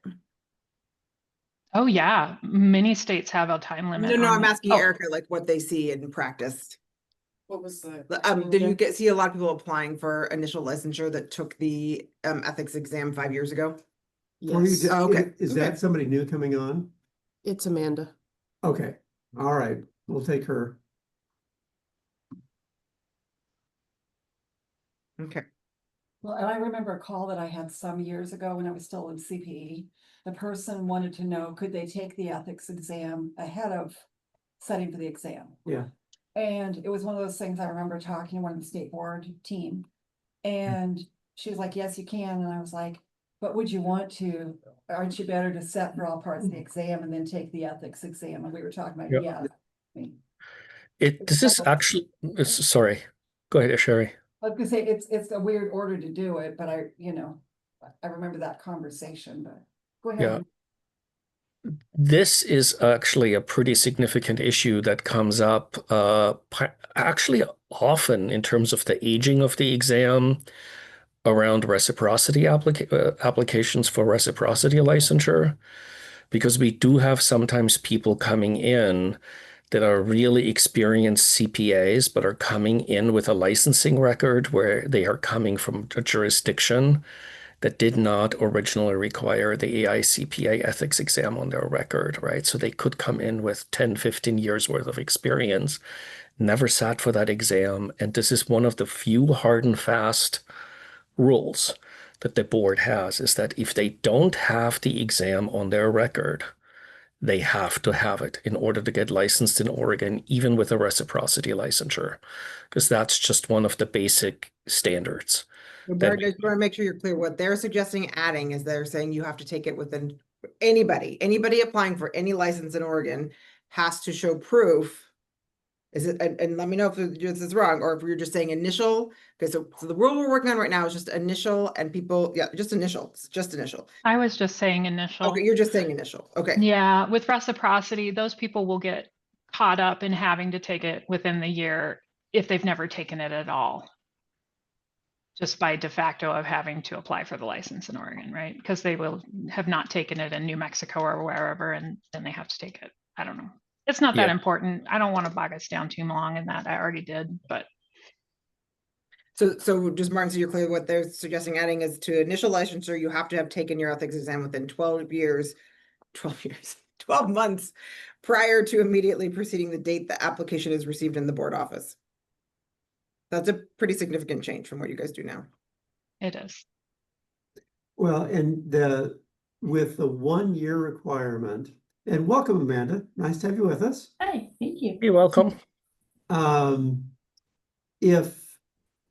If I sit for the exam, I get the exam, I still should be good. You could have somebody have a hiccup where they sat for the exam, they got past ethics, and now I'm working on my experience requirement, and it takes me more than a year to get my experience and the sign off. Oh, you're right, because we now have, people can do 2 years too. Correct. Yeah. I want to rescind my earlier one because I thought we were still over here on the former before break. Okay, so you want to Yeah. go back to, No, I didn't know we were working on the Oh, initial. okay. I didn't realize we'd moved on to we, initial. we bounced. Yes. We've been bouncing. Yes. So, Fine. So that'd be my hesitation about the 12 months on the initial. Mhm. Yeah, Because it Mm. caused some hiccups there. yeah. me too. Yeah. I would rather not touch it if Yeah. we all, unless we feel strongly that we have a problem. I'm not sure that we should Oh. rattle on that cage. No, I'm okay with that. I think it's fine for the 8-year lapse sort Yeah. of thing, but not on the initial. Okay, Yeah. I just wasn't. Yeah. following the initial. okay, Cool. that's what we got. Okay. Okay. And now we're going to page 2, Amanda. No, I'm totally kidding. We're much further along than that. Yeah, Amanda, we're That's on awesome. page 2 of 109. Yeah. And we spent, we had a little hiccup getting started, so it's only been 2 hours on it. Yeah. So welcome. We're actually on page 30 now. Yeah. 30 now. Oh my God. Feels Okay, like it some days. And this is after Angie, Martin and I have spent, what, 5, 6, 7 hours on it? Yeah. And Angie spent more than that. Oh, Well, So- Thank you. Okay, so now we are going on to, we're gonna move to, public accountants applying for certificate of public accountancy, so 801-010-0075. So this is, just making it clear what was already was in statute about the whole, like, what, I know we did it and we're having it in 2 different places, but I just think people got so confused. I thought it was important to put it in multiple places, or any place that was mentioned. When you were applying for this, you have to do 2 years first and then 1 year, in order to get that. So, oh, no. This is, oh, sorry. This is the thing I was talking about earlier that I thought I wasn't talking about. Okay, sorry, scrap what I just said. So this is public accountants applying for certified CPA license. So they're already a PA and now they want to become a CPA. So what I was suggesting is that we say present satisfactory evidence that the candidate has successfully completed one of the pathways as described in Senate Bill 797, Section 6, or I can say as in rule above or whatever. And then complete, you have to pass all the CPA exams at that point, and then the experience requirements were already satisfied, unless you guys don't like that, because they've already done 3 years at this point, right? So do we want them to do more, or are we okay with them do we want them to do, sorry, did that make sense? mhm. What the? Why are we requiring them to have all sections of the CPA exam? This is Yeah, to they're- move they're from becoming a PA to CPA. Oh, CPA. from PA to CPA. Sorry. Yes. Sorry. Never mind. I do have a question about the exam. Do we accept the parts they took before as a PA and then don't make them take all 4 parts in 30 months for this? We just let them Yeah, get it says, credit in the credit may be remaining. received for sections of the CPA exam previously completed and not Okay, required perfect. if the requirements of blah, blah, blah are satisfied. I don't. Okay. Yeah. Okay. Cool. Thank you. That's important. What is and not expired? That's not within, no, the 30-month rule wouldn't apply because they're already a PA. Right. Yes. Yes. Sorry, just- Okay. So that was just basically the way that this was reading, the way it was written, it read like you had to do basically a 4th year of experience. And so I just wanted to Yeah. make sure you guys were okay. We're just saying Yeah. 3, no matter Uh, what. Hey, Angie, Yeah. just so that I don't look quite as bad as I currently look, can you take out the comment that says no changes recommended, since we are making changes? I didn't want, I didn't want to, I'll just take it out and then not redline it. How about that? Just, the level of how much I want to look at like an idiot before the board is, there are some limits. the next page will- Yeah, I would I think I might need to go back, Martin, and do that on a bunch of them if you want me to. Yeah. Okay. I'll just take out your comments if that's okay. I could just do that. Yeah. Okay, I'll do that before. Okay. Okay. Okay, so that was just like a little, the next one's just a little bit in good standing, just terminology that's helpful to have. Okay. Now, holders of certificate or license from another state.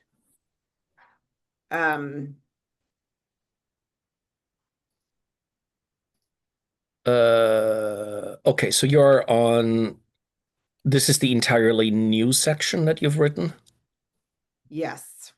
on page So, 41. okay, so basically what this was before, right? You had this one rule that had a bunch of stuff in it.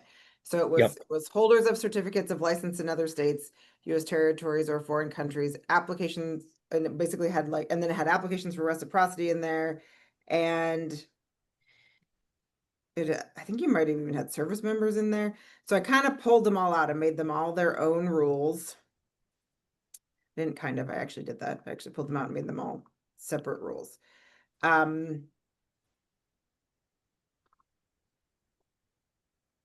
So you're rewriting section 0080. Yes. Yeah. But I,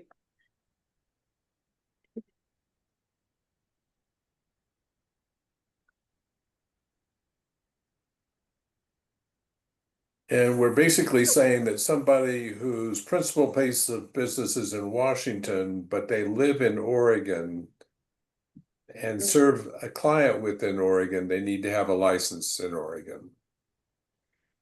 right.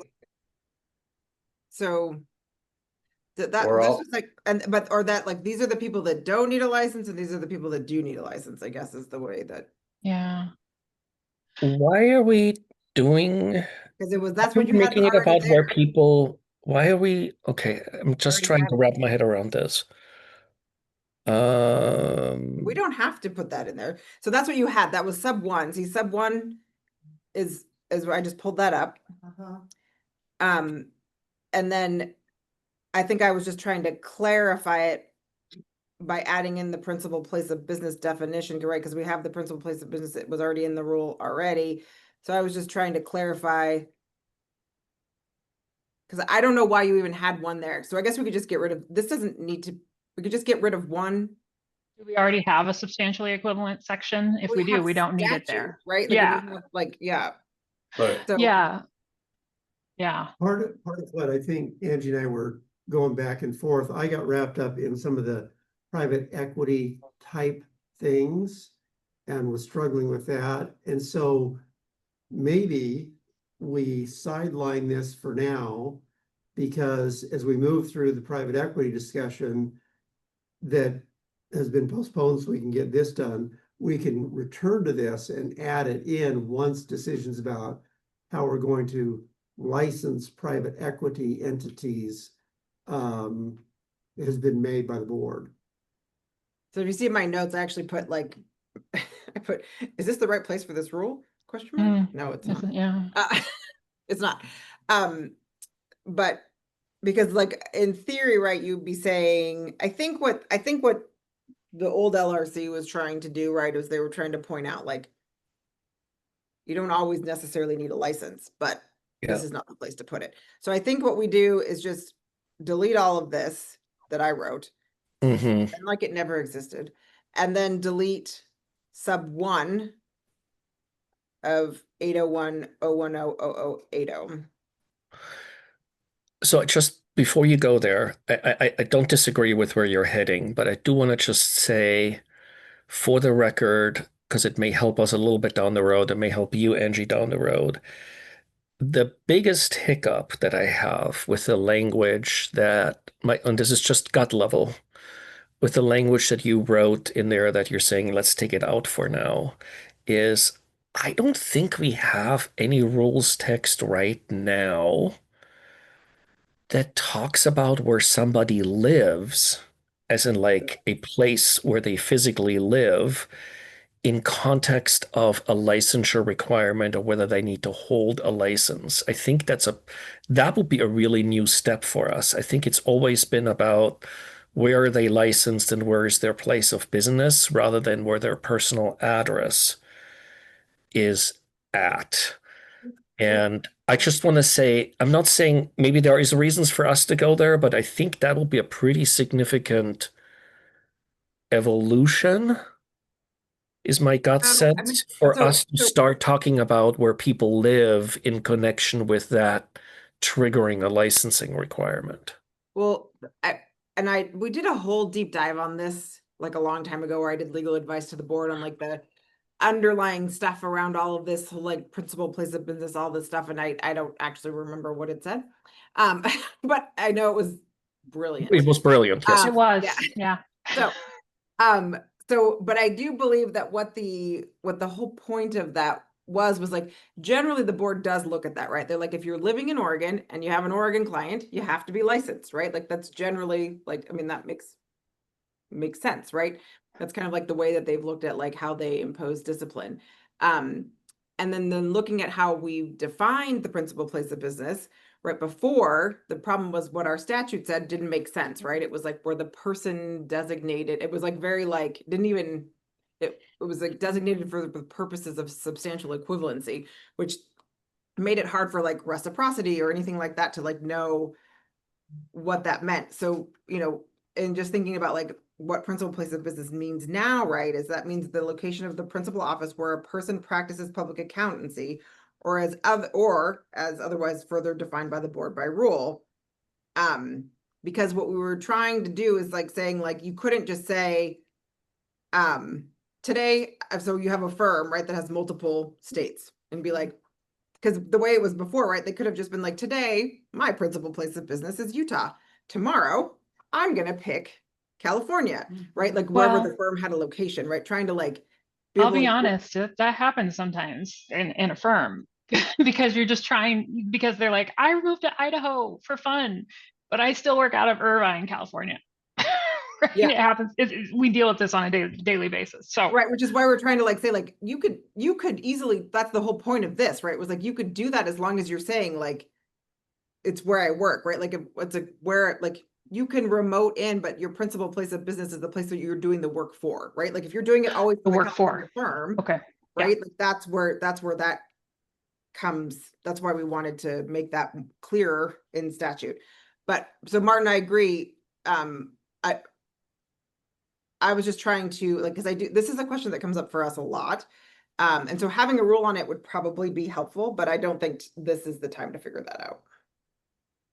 There are a couple of states that do say place of business or residence. I think Wisconsin is one. Missouri might have something, although I think they've backed away from it. But yeah, generally it's better if So it's I'm where gonna- people are holding out from. I'm gonna delete the 801.010 ? Holders of certificate license for another state. So we're gonna get rid of that. As even bringing that up as a potential rule. Tell me if nobody likes this. I think that's a good idea, because then when we get back to that whole conversation on definitions for item 50 earlier, I think that helps make it clear. And then going into 801.010.0080, that becomes, so I delete number 1. So that's gone about that because it never really fit there in the first place, I don't think, which is why we ended up with the draft rule I wrote. And then calling this rule is applications by reciprocity, period. We are using jurisdiction in here a lot, and that one defines and includes foreign licenses. Is that the right usage here, or should it be state? Just want to confirm. It probably should be state. The Okay. State though is territories and DC. State is defined. Yeah, we We fixed it. define it and include it. Sorry, Yep, we sorry. fixed it. That was a request We of mine, fixed I it. remember months ago. Thank you, never mind. Yeah, because I Okay. deal with people with international things, and if they saw that, they'd be like, cool, Yeah, Yeah, I'm a we'll CPA. work with that. so I changed it to state. Okay. I apologize because if this was covered already and during the part where I wasn't here, but just based on this conversation, one of the questions I had earlier about the definitions, it seems like maybe the group was having the same question during this conversation, and that is like how exactly like what are we considering the principal place of business? Because one of the things when I was reading through that earlier, in reading that, if I was somebody who worked purely remotely from home, but yet I'm working for a firm in another location, in reading the rule as written, I wouldn't be clear whether you would consider my principal place of business, my home office where I'm working from, or the firm location that I'm working through. And so, and just in this conversation, it seemed like maybe there was also confusion about how that would apply to this rule. So I mean, has that been clarified? Is that still an outstanding question? Like, So I took that rule doesn't exist anymore, so it doesn't matter. Yeah, now but there. we did not clarify that, Amanda. And I saw the gray area in there too. But as someone who works with a firm, the gray area can be useful. But but people like clarity, right? yeah. So what's important to me and what I've seen is like people aren't holding out to the public with their home mailing address if they're working in a firm. They're holding out with the address of the office that they're assigned to, which might not be anywhere near where they live. So if we are to clarify it, I would like it to be something about, you know, where you hold out as, or something like that, because those remote workers are challenging. And I think that's probably a bigger conversation we need to maybe have the board, what they, want that to be, because Yeah. we haven't even, because that the whole reason of changing that statutory language, right, was so that we could do rules more specific to it, but we've never asked them for input. Okay. Yeah, maybe let's highlight that in the comment section, because this is definitely a bit dicey stuff. And it might be one of those things where we need to see some cases, right? Like where we need to see some cases come through to see like how is the best way to do it. Like a lot of times it's better to make those changes once you've seen how it does or doesn't work in practice. Rather than be the guinea pig. Right. So I'm just changing all the jurisdictions here. Okay.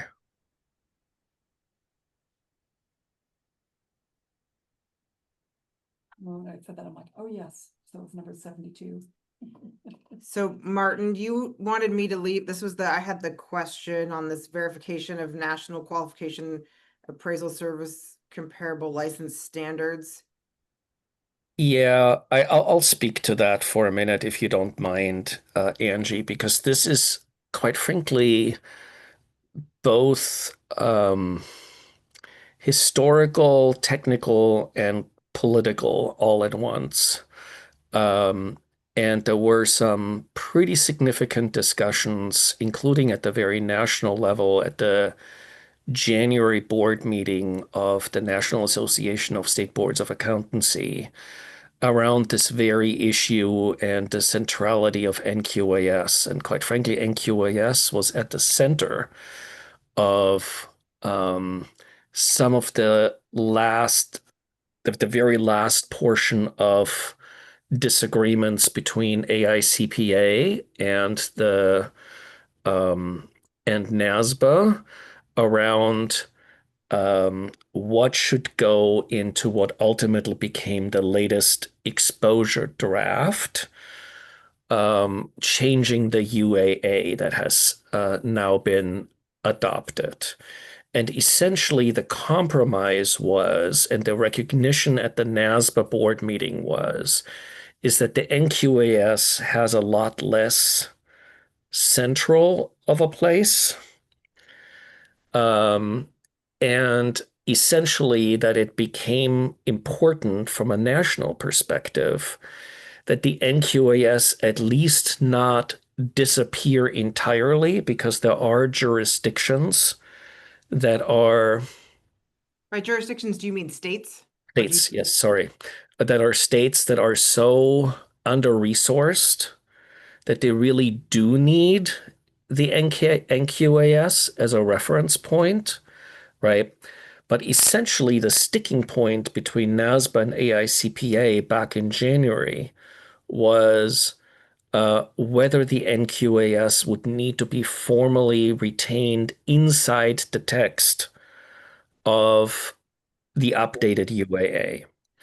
And it actually disappeared out of the UAA text, but was retained in a UAA comment. That was part of the kind of the compromise that was reached. And it was a very difficult compromise for NASBA. That was the compromise that was ultimately agreed to by the current NASBA president, Maria Caldwell.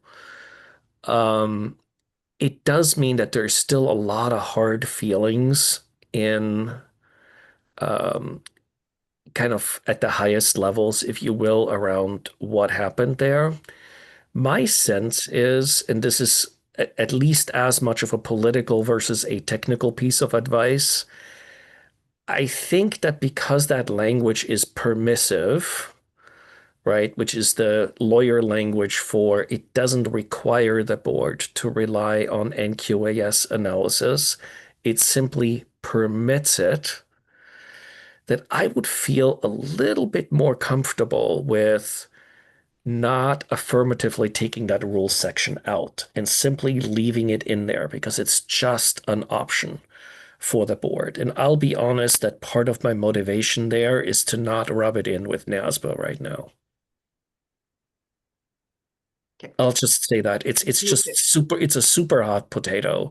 Yeah, I And just don't was think not we sure if it was lose something we needed anything. or not, so it's good to stay. We're good, it's there. Put it back in. Does anyone have a problem with that if we leave it in? No, No, I'm good.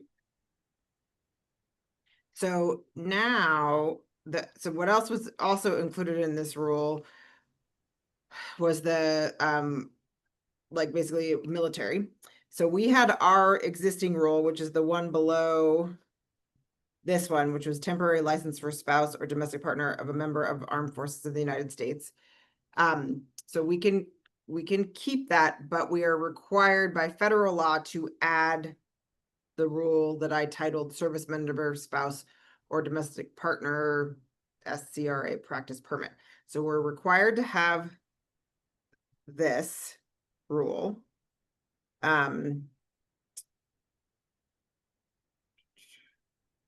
So do you want to have both options? You can have both. They don't conflict. We basically just give people all the options. It could be confusing to people, right? Because there's Yes. multiple options. So either get rid of the one if you want, or It seems super confusing to have two versions to get to the same place. Agreed. I mean, if we're federally mandated, let's just keep the federal one. okay.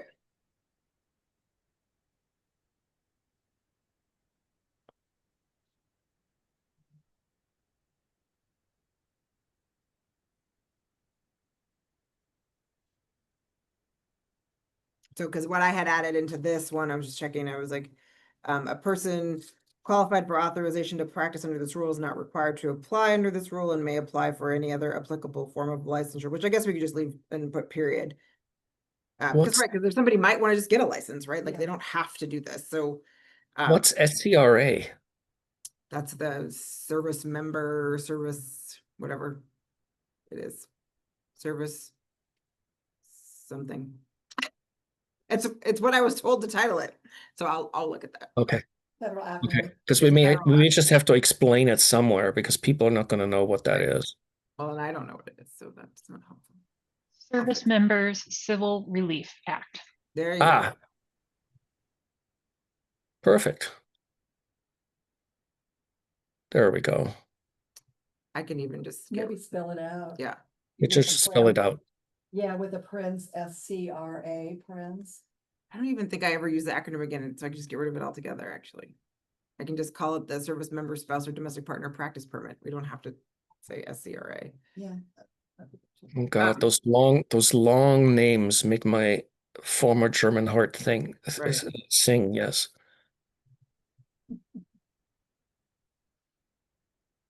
Germans have got nothing on the Welsh Gaelic folk. Yeah. Well, I should really say Austrian. So Austrian is even more long-winded sometimes. All right. Okay, hold on. I'm not ready to move on yet. Just give me a second.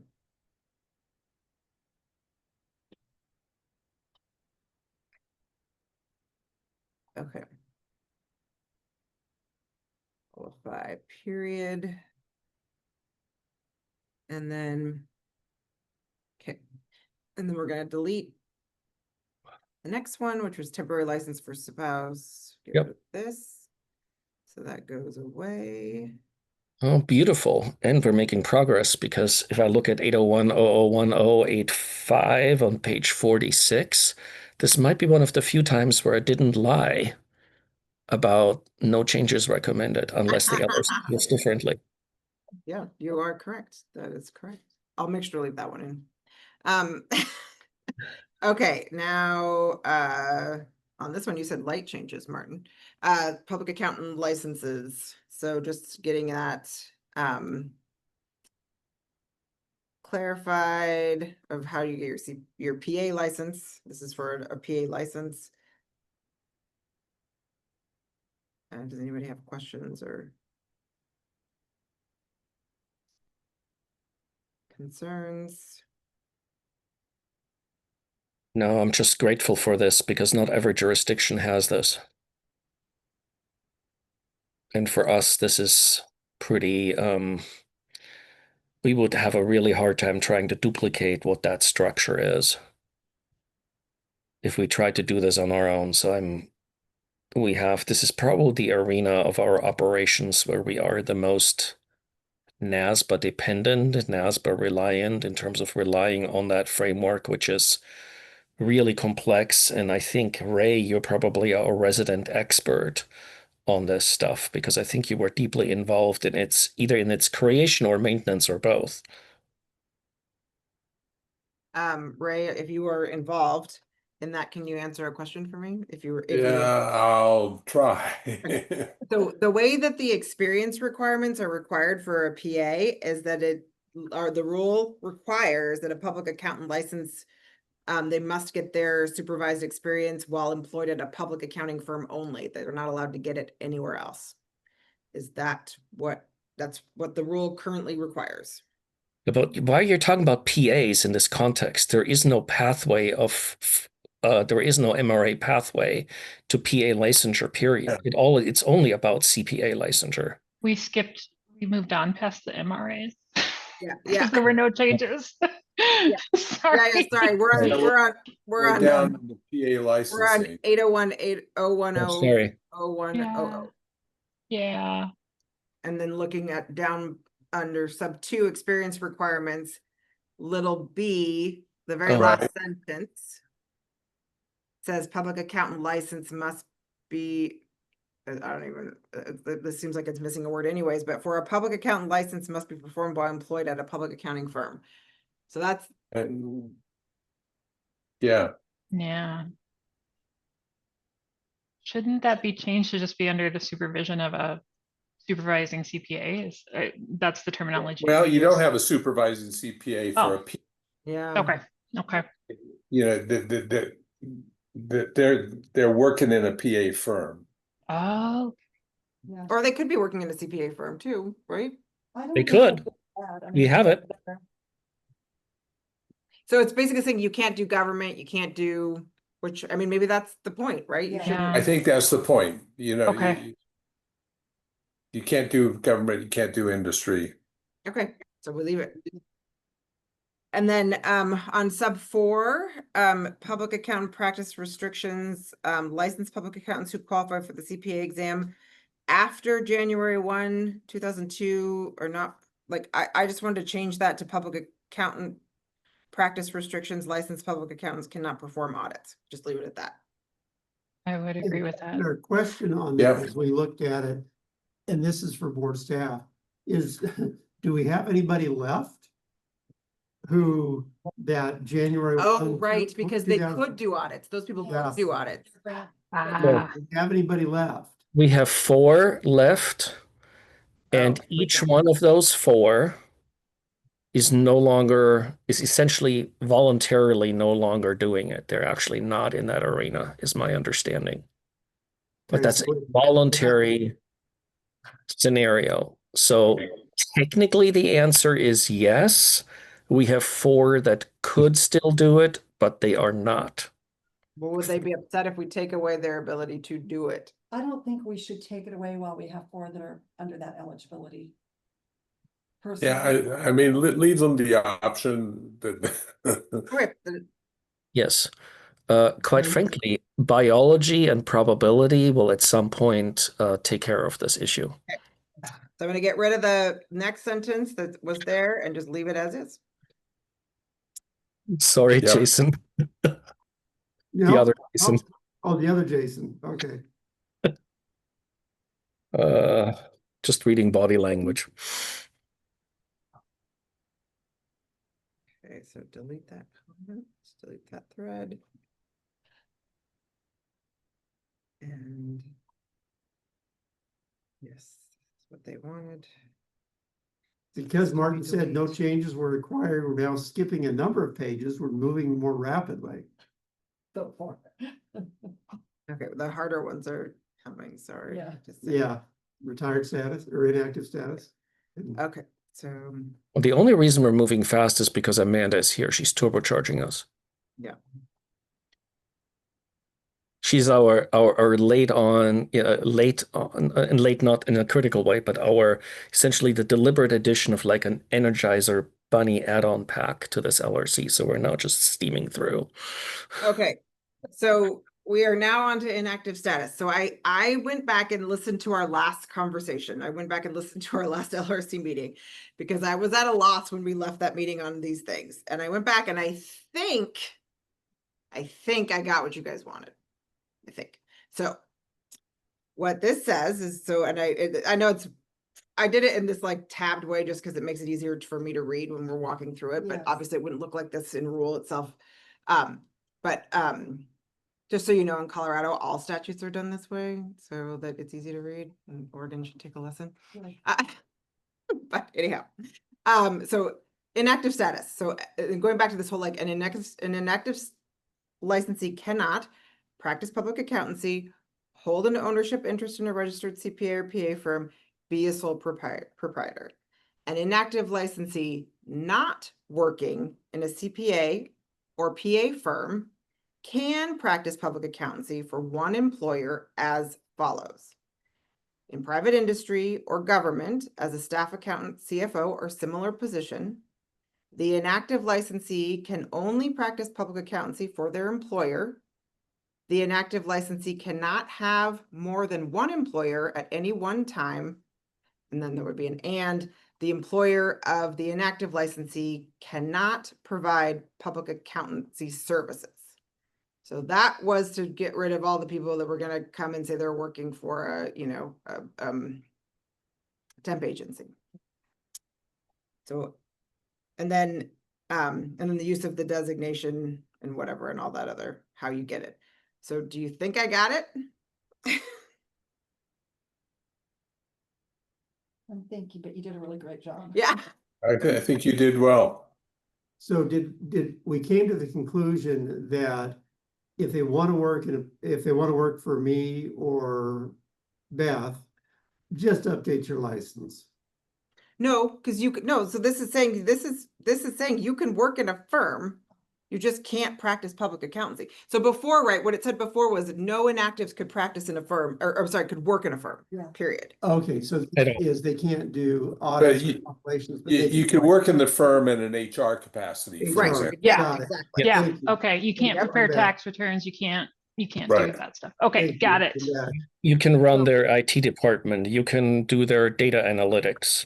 Yep. Because that's what everybody seemed to want was like people to, Yes. you don't want to have somebody that's like, inactive or whatever, they can still work in a firm that just cannot practice public accountancy, period. Mhm. So you don't get to Awesome. do tax returns. You don't get to prep tax returns. You don't get to do anything with tax, period. That's awesome. So But if you are not working in a CPA firm or a PA firm, you can do these very limited Yes. practicing in public. Yeah. Basically, we're saying you can still be your CFO, you can still Yeah. be your Mhm. bookkeeper, you can, yeah.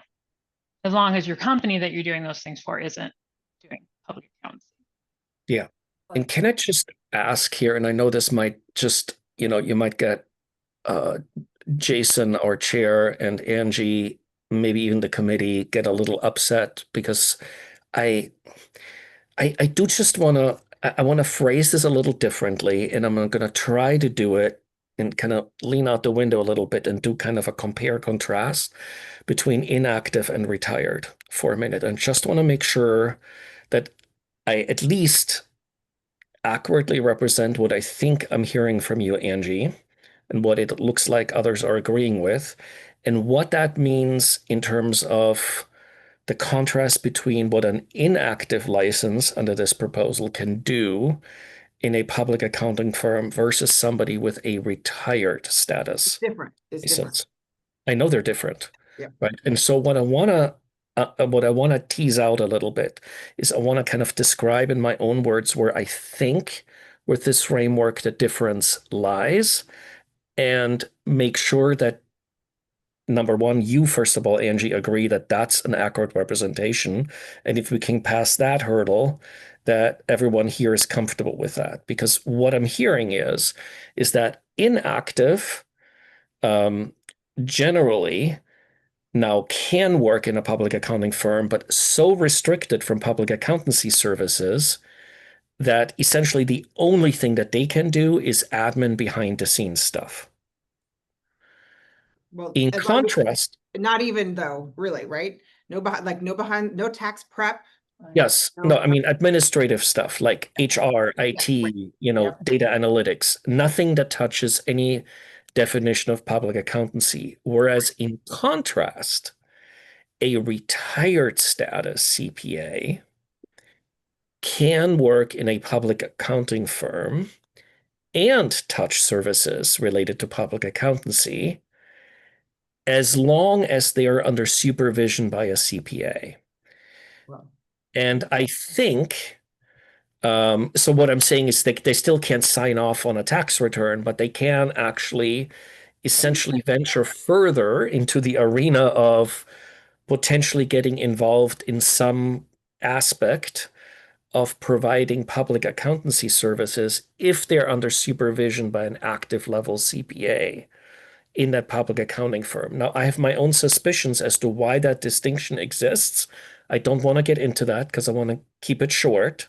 But are you generally in agreement with kind of this distinction between the two license types and what would be allowable in a public I accounting think firm? that the clearer distinction, Martin, is to say inactive cannot practice public accountancy in a public accountancy firm.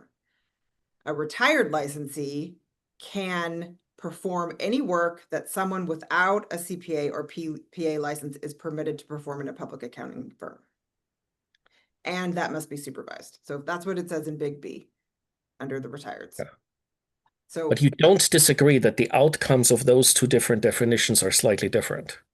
you're hugely. They are. They're They hugely- are. And Yeah, that's what we've been talking about for these last several years, just. that's what I thought you guys wanted. Yeah, and I think that's the right outcome. I just want to make sure So that you that can do when we tax get prep, you can flack do- from, hey, why does an inactive get to have different permissions than a retired, that we're all comfortable with that. I'm comfortable with it. I just want to make sure everyone else is. I apologize, I didn't mean to interrupt.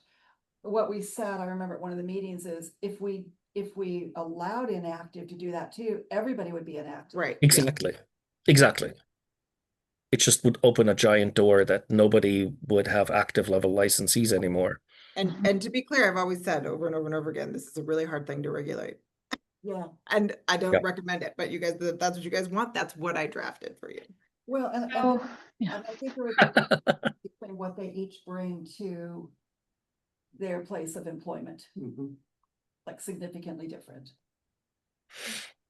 Is there no age requirement to take the retired status? Is it all just practicing for 20 years? The At licensee least, has had an inactive license in good standing to practice public accountancy for a combined period of not less than 20 years. okay. We took there was an age and we pulled that out Mhm. previously. And just left it with number of years. Mhm. I think the age is a slippery slope, you know. I mean, I think it's better not to have that because it's hard to apply to everybody. Some people retire at, 52, 56, 58. Others are working until they're 80, Mhm. And No, the I hear concern I think we had was, I'm 60, I've just got my license and I retired at 65 because I'm retired, because I hit the age marker in the statute. And now I've got retired status with 3.5 years of experience. Right. And that's not what you think when I say, oh yeah, I'm retired status. yeah, that's fair too. Oh, Amanda, you're talking and you're muted. I agree with everything Amanda said while she was on mute. Yeah. Be careful with that. I do have a couple of questions. So the way that we just blatantly say you cannot be a sole proprietor, do we need to define that more so that it doesn't sound like you can be a sole proprietor doing something else? Which one, are you under retired or lapsed? Sorry, inactive. Go back up to inactive, sorry. Sorry, yep, 1-3. Sorry, I thought we were still there. I have a definition of sole practice. So, yeah, I think And we I have a understand that the intent is that you can't be a sole proprietor working for yourself doing accounting work, right? Yeah. But is that misleading to the intent and trying to say you can't be a sole proprietor as an auto mechanic if you have an inactive CPA license? Well, I mean, because the reason why we have to have it there, right, is because of the firm issue, right? Like, you don't have to have a firm to be a sole proprietor. You can just be a sole and not be a registered firm. So you're gonna say that you could be an inactive, and that's, you know, that's the only way to get in those people that are, you wouldn't want a sole proprietor to be inactive, right? They need to be Yeah. active. Would Right. it be helpful to Specifically- define sole practitioner in definitions? 61, it's already there. We already have it? Okay. It is? Okay, It's- perfect. yeah. Okay, There sorry, was- and I apologize. I did read that as sole Yeah, proprietor. It it's- does say sole practitioner. it's in the definitions. Oh, okay. CPA or PA who practices independently and may include There it unlicensed is. support personnel, but does not include any other licensed CPAs or PAs. I mean, I think it's Perfect. fine the way it is because. Yeah. Yeah. otherwise- Yeah. We have Yep. it. We've got it. We're awesome. Okay, I good. searched didn't find it. I probably mistyped it. And then my other question is, by saying you can't work for more than one employer at a time, is so part of what that, so effective, I understand the reasoning how we got here, but like that also means then somebody with an active license couldn't be a part-time bookkeeper for a retail store and a part-time bookkeeper for an auto mechanic. They could not have two separate part-time W-2 jobs working for private industry, not touching public accounting. Is that part of the intention? No, because this is saying not working it, oh, I guess, I mean, I don't know. I don't know what you got. Well, is but just then based at on- that point, are you a sole practitioner providing accounting services? So you're a W-2 employee for the separate companies. You're not a sole Hmm. practitioner. You're not in business for yourself. You're a Yeah. W-2 working for But somebody you're else. an inactive Yeah. CPA. If you're an inactive CPA, essentially my understanding was, and this goes back into deep history, including to the times, I think, Ray, when you were chair of the board, I think that the policy position, kind of the core policy position on the inactives always was, and that stayed pretty consistent, is if you really ultimately have more than one client, then you're effectively practicing public accountancy. So we had that carve out on the inactives that one client can be your one employer. Right. We have a definition of employer, Sherry. Look.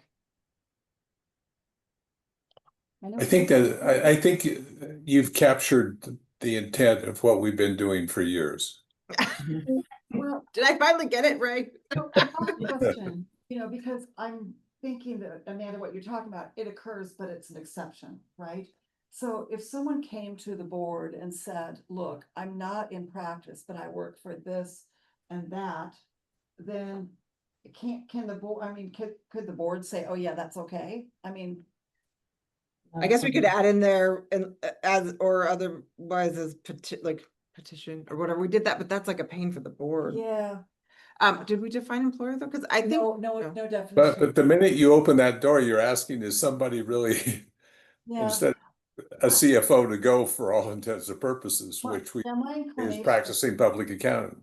Yeah, Ray, I agree. My inclination is to leave it as it is, because we have a lot of CFOs to go that do just, I mean, they don't do bookkeeping specifically, but some may, Right. I think we leave it, I'm very comfortable leaving it as is. Okay. Well, it pains me to say this, but I know it's just impossible to make something in place for every Right, situation. scenario, right. Sorry, Amanda. Okay, and then any other questions on this? I hope not. I read it. Okay, I get a gold star. Yes, you do. Okay, then retired status. Martin already walked through the main things out, but so basically that, you have the 20-year, the combined period of not less than 20 years. A retired licensee cannot practice public accountancy, hold an ownership and an interest in, or use the designation, which we have that above too, it's just in a different order. I realize I should have done these in the same order, but I just might have. So I've got a question for you. If we've got this retired person being employed in the CPA firm, doing work that a non-licensee can do in a CPA firm, they are in fact practicing public accountancy though. Right, so yeah, so that's why, so I have a retired licensee cannot, and then a retired licensee may. Right. Yeah, but when you say they cannot practice Right, public but that's the way we accountancy, did it above too, it's just like to say like, it's like, so generally you cannot, but you can do it in these limited circumstances, right? Like, it's like what you're saying. okay, I think it's a little clearer up above, but may, maybe I could say may and practice public accountancy as follows. How about that? yes, That'd be good. that works. Yeah. Yeah, unless, Yeah, right. Yes. yeah, unless someone without a CPA or PA is entitled to perform and under the supervision of a licensee. May, well, they're not really permitted to practice public accountancy. I was just saying may. I'll think on that, right? Yeah, because I think the two are in conflict with each other. Well, but they're not really, right? Because you are still like, so while these are, but you may, why don't I just say may do the following? Or something like that. I'll think on it a little more. Well, but- I like what you did in terms of they may be employed. I think that expresses kind of what we have in mind. Because we're still not saying like, I think because like generally we do want to still say you can't practice public accountancy, right? Because we don't want them doing audit, we don't want them doing Right. anything, Right. right? That, and then, because you're still saying, other than if you're doing it for pro bono, right? You're doing it as a volunteer pro bono, or you're still not performing. Well, what they're doing is they're doing work that a non-licensee can do in a Right. public accounting firm. And I think maybe that's the way we need to express it. Yeah. And then we could have the cannot hold ownership. Like, we want to keep that part. Mhm. Yeah. So I'll work on sort of reorgan this, but generally all the parts are there. We just maybe want it in a different order. Right. Okay. So no gold star for that one. No, I think you do. I think you do get a gold star for that one because this is really, really hard stuff. This is some of the hardest stuff in our rules. And I think you did a pretty fabulous job on this. Did you already get the answer you needed on sub 10? This is on the retired stuff. Sub 10. No, nope, not there. Hold on. I gotta save my Okay. comment, Okay, sorry. my notes here. How do I? It sounded to me like you were almost ready to move on from the inactive and retired, and I want to make sure we don't miss the sub 10 piece. Yeah, okay, so the sub 10 says the ability of an inactive, so this is the trustee appointer receiver thing. It's so weird. It says the ability of an inactive and retired status licensee to serve as a trustee of a trust or court appointed receiver. And then, so if you look at it, it says, notwithstanding the limitations set forth above, inactive and retired licensees may serve as a trustee for a trust or as a court-appointed receiver. But then if you go down below, it says, the very last part of it says, and may not work as a court-appointed trustee or receiver. So it's like, why I is think- it? Well, I think the difference here is that you can't do it for hire, right? Right, So is it saying you if can do you're pro going- bono? Yeah, if you're going to be, your cousin, the executor of your cousin's Oh, estate okay. or No. trustee for your brother-in-law, then you can do that. But if you're Yeah. gonna charge for it, then you need to be licensed. Oh my gosh. Yeah, so maybe we can clear that up a little. When there was the LRC before, when Martin was here and we were working on these rules, this one was a lot of discussion. Yeah. You know, and Martin's aware of this, I had someone reach to me not long ago and just like, Mhm. why can't I do this for my parents' estate and be paid for it? They're inactive or retired, you know, so it happens. Yeah. Yeah. So they're. And I was not able to make Sherry very happy with my stuff because I basically said the bright line has always been on the policy side is that we allow you as inactives and retireds to venture in that arena as long as there is no compensation. Because once there is compensation involved, then effectively you're doing stuff that really requires an active level license. But how many people could serve as a trustee of a trust? You don't need to be a CPA. You don't need to have a CPA license to Right, that's serve. what I was wondering why we even have it, like, That, You know, you- I have sort of the background. a yeah, little yeah, bit. yeah. I Yeah. mean, we were, and Mark, not speaking on behalf of you, so if I'm saying anything wrong, please. We were going through before what can inactive and what can retire do, and we ended up, it was so painful. And we finally started settling on what could you do, like, right? And so this piece around compensation became a real issue. It doesn't really speak very well to families, you know, but I mean, if you're doing it for somebody other than a family member, but. I basically had to call a person back and say, hey, the answer is no. You know, you can't do this for your family with, you know, and be paid out of the trust for that time. Call the board if you have questions about that. So anyway, it was very hard discussion when we had all those years ago though. Yeah. So the compensation piece has been kind of pretty standard for us as a divide as kind of the red line. But I also, and I don't remember the details of this, but my mind tells me that even back in 2012, when I walked into the board the first time, this whole issue of and when we were just creating this whole retired piece, I don't almost want to say out of whole cloth because it was originally, you know, there were some debates at that time in terms of level of authority that we had to even create that status. And the trustee piece was there from the very beginning, and people felt very strongly about it. I don't remember the context or of the why, but that was not a late comer. That was always part of that framework from the very, very beginning. yeah, I mean, I agree with you. This was a discussion from the very beginning. Yeah. Why would we not let a retired person, be a trustee of a trust, for example? Because that seemed to be fairly common. Yeah, I mean, right to your point, sorry, I did not mean to interrupt, a little pause here, but I remember that was a very expansive conversation because we talked about how many CPAs, you know, were actually trustees, you know, with all that context. I mean, if we were to do anything, I'm not suggesting Martin, but you know, if you wanted an exception, you could keep the for hire except for family. I mean, but I'm not sure we want to go that way. and then I thought about that too. And then you're defining family. I've been executor for 2 trusts, Yeah. 2 estates in the past 2 years. Yeah. One my brothers and one a dear friend. And have taken no compensation, anything.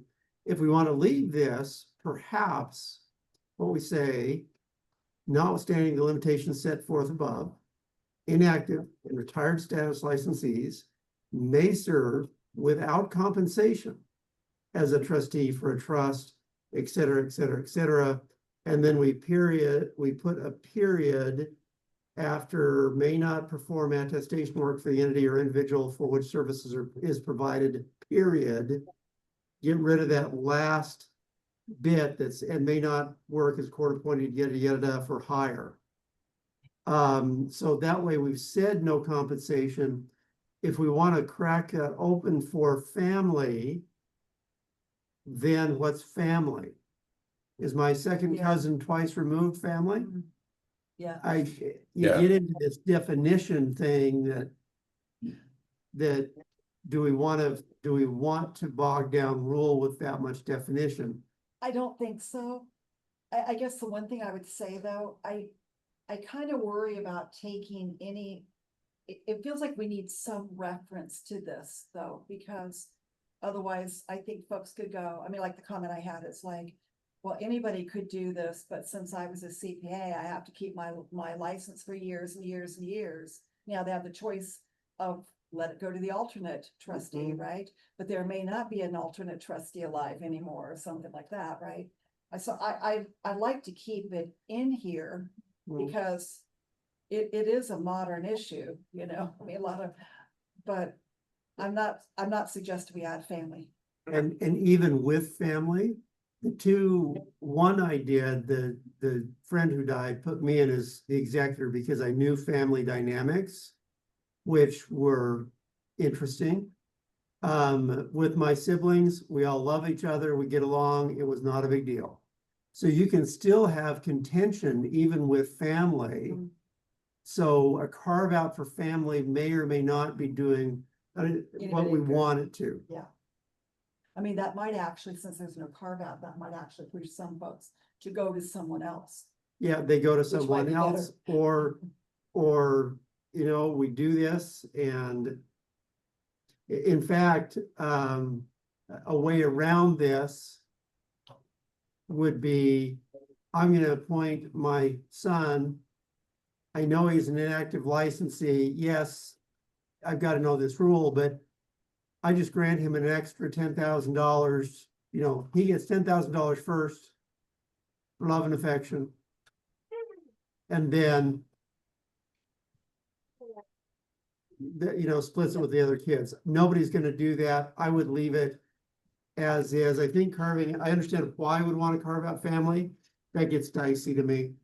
And I'm not trying to take us down that pathway. Yeah. Yeah, and there is a pathway. If people want to charge their family, there's a pathway they can reinstate their license. Exactly. Yeah. Yes, that's. And if they want to do that, they can reinstate their license. That's inexpensive compared to the potential fees they're gonna get.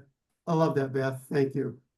And I'm gonna make it its own rule because it's confusing to mix it in. Yes.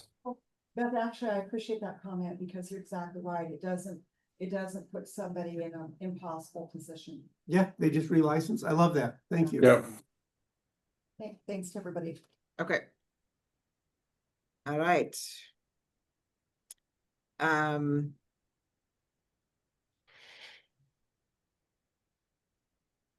We're actually at the precipice of being able to get through multiple pages here pretty quickly. I'm excited about that too, Martin. Because it doesn't look like we're I'm recommending. scrolling through and I'm only seeing just Okay, minor so- edits. Page, Yeah. so 801-010-0340. This is the non-CPA and non-PA ownership. Is it enough so we now have the statute says that all owners of business organizations who are not licensees or who are not licensed must be active individual participants in the business organization or affiliated entities, or have an employee stock ownership plan as described by the board in rule. So all I did was add in as like, so we have these, you know, these are the types of non-owner people or non-licensed people, and I just added in a non-licensee owner can be an employee stock ownership plan, period. Is that enough? I think it is, but I also feel like we owe the LRC a bit of an explanation here. And Jason, I apologize because there's essentially a direct overlap between a later agenda item for the LRC in terms of where we're at in the private equity discussion. So for purposes of here, so we don't get sidetracked into the PE piece, I will simply say as further context is, Angie, I think we can take out the entire comment language above in the 03 on the 340 section that you're on right now. And I will say to the LRC is that in essence, one of the pivot points for the board is that the board is really not right now moving down the road of asking for legislative changes in the non-CPA PA ownership requirements. Essentially the focus of the PE piece has shifted elsewhere. and I'll just leave it at that so that we don't get dragged into the PEAPS role. And I think that the easiest way to summarize this here for the LRC is that I think the only ask of the LRC right now is to update the non-CPA PA ownership rules with respect to the employee stock ownership piece that is in Senate Bill 797. That makes sense to me, because if you're a minority owner in a CPA firm and the firm is under an ESOP, you can participate too. Right? Yeah. That's what we're saying. Yep, Yep, you can still be a firm. Yeah. yep, Okay. Yeah. Is that enough? You think it's good? Okay. I'm good. Okay, and then.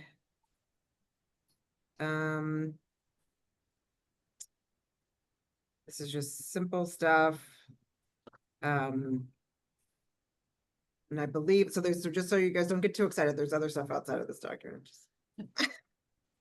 Yes, the requirements to register is a whole other conversation, but I don't think we have to touch it here. No, no, no. I think the only thing else, I'm just double checking. We're not gonna touch the professional conduct stuff at this point. Which section you on, just so I can get? to- Page 63, oh wait, page Oh. 73, Oh, 73. good, I was close to you. I was gonna say 63, shoot, I was 71. 73. So I Oh, think- municipal audits, yeah. I think the only thing else on here is that, but we're not gonna touch it today because we need board input, is the oh, so we got actually there's big edits from Andrew's edits, but Andrew's not here, so I don't know what are we gonna do about that, Martin. Which page? So but they're not, They're- they oh, were they're the not other here. attachment, but it's Yeah. division 40. Yeah. So Oh, this is the CPE piece, yes. They weren't significant. I think if you feel comfortable, I think we could talk about them. It's really just addressing proration of new licensees. Yes, that's true. So let's finish the 109 Okay, page document. all right, and then come back to that. And then come back to So that's that. division 40, so Yeah. we'll go back to that. Yeah, because essentially the thing that would, and Ray, I think you might be our resident expert on this, or potentially Jason as well. My latest understanding of AICPA Peak and their schedule of releasing recommendations that might trigger changes in the AICPA Code of Professional Conduct is such that they're not going to get done before the end of the year. So we won't be able to react to anything that comes out of the peak process until after we have to expose these rules. So I think from that perspective, we probably shouldn't touch the Division 30 in this iteration. Would you, from that perspective, does that make sense to you, Ray? It does. Okay. So then skipping down to page 95. We had a rule that was like a reinstatement of requirements, but we already have that elsewhere. I don't know why it was here in the first place, so we just need to get rid, because it literally says that this rule is elsewhere. So we actually don't need it there. Which number is that? Right. 801-040-0095. Oh, thank you. Oh wow, you're so fast. I can't even scroll that fast. You're just trying to make Jason look really good right now. I like it. He likes it too. And then the other peer review. So peer review, we need input from the board, so we can't touch this, because that was the one where we were going round and round and you guys were like, basically, Yeah. we needed what does the board want? Do they want to discipline for it or do they not? And if they do or don't, then we need to go from there. So Yes, and I would add to that, and I'm not quite as prepared for that as I should be, in all honesty. is that, hang on, I'm trying to get back to the right screen here. You may recall that I believe at the last LRC, we also discussed the interplay between this committee and the peer review oversight committee to the extent that we would want to make any changes to Division 50, right? Because we've kind of historically consulted with the peer review oversight committee and let them kind of drive the boat before something comes to the LRC. So we did actually bring that up at the last PROC meeting, and I do think that there is very much appreciation and interest by one or more members of the peer review oversight committee to join an LRC where we discuss any potential updates to Division 50. So kind of the seed is out there. People are excited to cooperate, but I also don't disagree with Angie that one of those hot topics, which is where is that boundary, where is the appropriate boundary around discipline, is probably a board level conversation first before we get into specifics with PROC and LRC. Hey, Martin, may I ask a question about that? Just because I was gone and the open session was last week, right? Yeah. Excuse me, for peer review board Yeah. on Wednesday. Was there anything that came out of that board meeting that, kind of tweaked you in relation to what we have here? In that Which board meeting are you now talking about? The peer review, the AICPA peer review board meeting, the last Wednesday, you were asking me about the date. I did not attend that board meeting, so I don't know. Okay, I missed that meeting that day, and I have the agenda, because it's open. Okay. But I was just curious, so, okay, thank you. So Angie, with that, are we through the 109-page document? We are. So now we can go to Andrews, and then there's some stuff from Jeremiah, and then if we were able to get through all of that. And then we have the remaining agenda items from Jason, so we better keep moving. Yeah. Okay. So chapter 801, which is the CPE proration. This is a mere 66-page document. That said, I think there's only a little section of it that we're talking about, I believe. Yep. So if you could give reference to the appropriate section, Angie. Oh, I had no idea because I've never looked at this. Yeah. So in essence, It's on his comment is on page 42, number 11. Okay, I have a paper one, so which has no page numbers. Yeah, mine doesn't have page numbers Is either. I know. Is this About the 3/4 of the way through. Let me see. But when I Is get this down there, I'll tell you Is what it this is. document 2? It's in document. Yeah, it's in Yes. document That's 2. what I thought, okay. So page 42, Okay, division 4, okay. hold on. Yeah, it's talking about a 20-hour minimum annual CPE requirement for Yeah, active yeah. status permits. Oh, there we Number go. 11 on that page. You're getting there a lot faster than I'm getting there. Yeah. So hey, Erica, Thank Yes. you. Erica, Yes, I'm here. do you know, is Andrew simply not joining the LRC, or is he not at the office either? He's not working right now. He's out. Okay. Yeah. Okay. So I looked at this, and this is different than all the other proration in that this one requires including the month of reinstatement, and all the other proration excludes if you're not in a full 3-month period for a proration. So my recommendation here is that it probably should include the current period to be consistent with all the other proration language we have in this document. Yeah. Beth, would you be willing to work with Andrew offline on this one? Absolutely. Yep. Happy to do that. Okay, because I quite frankly, I have not had a chance to really read through it.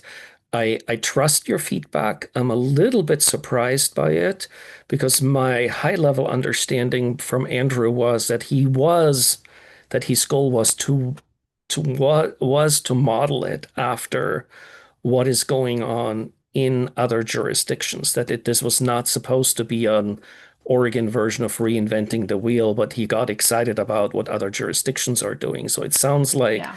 his heart was in the right place, but an element is missing. So rather than spending time here, Huh. the LRC level, since we have some time and Yeah. he's not able to be here, can we just, Jason, are you good if we pull that back and just work on it a little bit more offline? So we don't have to struggle it with you here until it's a little bit better The prepared. only change in that whole document? Not quite. Oh, what no, you're- okay, there's another change on page 58. I'm fine with that. I made comments when I saw this come through email. I like it, but I'm really interested to see Beth's comments and have her work with him because Beth, just, you see lots of different parts of the world. We don't. Yeah, see. he did a great job with this. Actually, that was the only thing that he was like, should we keep this? And we shouldn't. And then he really did standardize everything, you guys. So it's pretty straightforward. I'll talk to him and then we'll get it back to Jason, you and Martin and Angie with Wonderful. Yes. recommendations. Okay, perfect. Okay. Thank you. Thank you, Beth. Over time too, I tell you, this is where I mean, like in my CDE, there are questions around prorations and things, so. Yeah.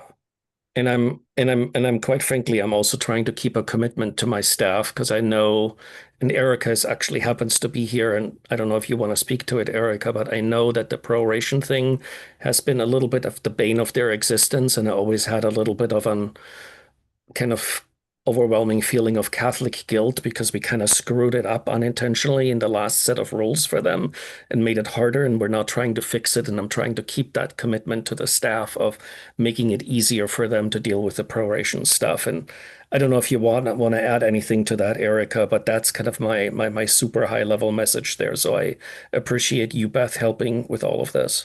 Absolutely. My pleasure. I did read some of the changes and I think it's gonna be such a good change because it's so confusing to not work with numbers. Can you guys hear her?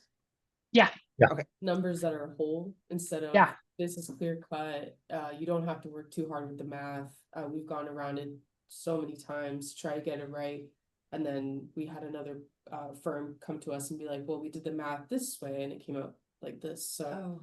I'm excited for the change, it's gonna be a lot simpler to work with. It looks good. So Okay.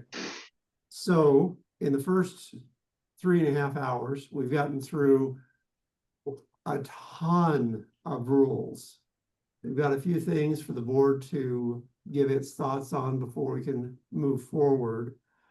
Let's talk a little bit about the PEAPS policy. That's something that the board will need to give direction on. We pushed off specifically because we really can't get anything legislative to happen by January. We just can't. It's not possible. And so it'll get pushed off. And frankly, that'll give us a little bit longer to work on this.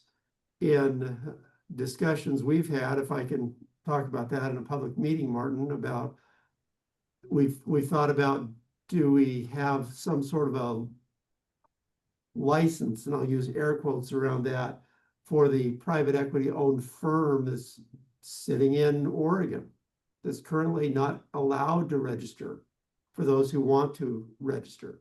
So that we've nudged at some areas, but there's some interesting changes and some interesting news. Oregon's in the news. Why don't you talk about that, Martin?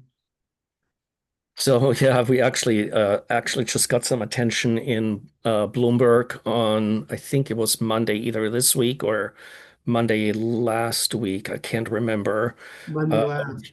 Monday last week, where a essentially national level reporter that's been speaking to a ton of jurisdictions decided to focus quite a bit on our discussions here in Oregon and quoted Haley, our board chair, as well as Dr. Almer at PSU in the article.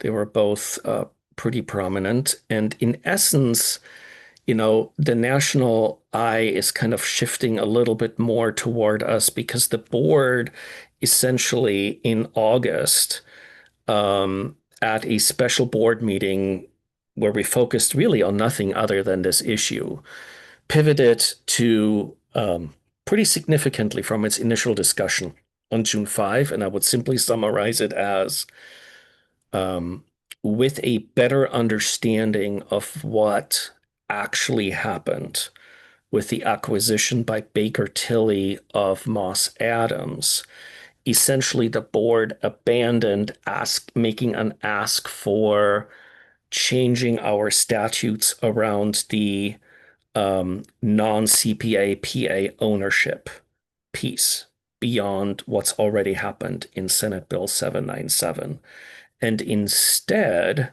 essentially is currently contemplating a concept that we will further discuss on September 25, which then may land back in this committee's lap for further development if the board greenlights it, is essentially to take a very narrow approach that would essentially say that if there is a registered firm, a registered CPA firm that essentially employs as part of a private equity transition some version of an administrative services agreement, that essentially the entity that is then PE owned and providing services that in the absence of PE would require registration in Oregon under current rules,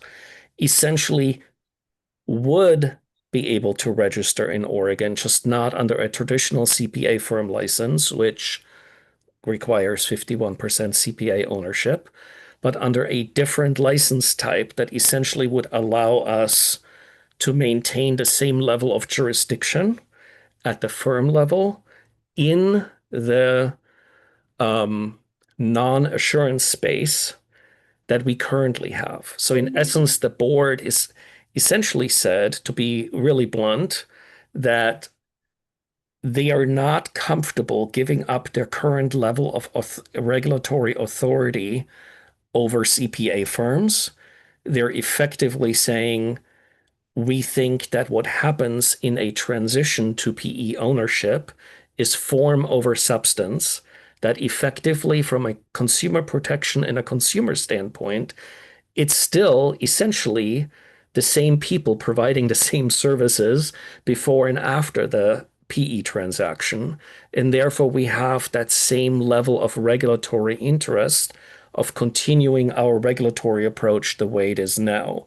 It is in essence the first time the board has very directly said, while we appreciate aligning with other jurisdictions wherever possible, this is one where we feel really comfortable with the way that we've approached regulation of firms for decades in Oregon, and we would like to continue that. And the way we would like to continue that is through that very narrow focus on PE specific, essentially criteria, in order to not permit PE run APS transactions to essentially be used to escape requirement of registration as a firm. That is kind of the super high level summary of kind of where the board is ending up. We're considering a policy document that summarizes this up at a high level at the September board meeting. I'm hoping if Angie, because Angie has been pulling off lots of miracles, this 109-page document that you saw today is not her only miracle. I'm hoping for another one because in essence, the ask to Angie is to craft a very narrow new section of statute, not amending anything we have in statute anywhere else, that would essentially accomplish what I've just discussed. Very narrow, no other changes to board statute and rule. So that's the super high level summary of where we're at right now. Thank you. Questions, comments?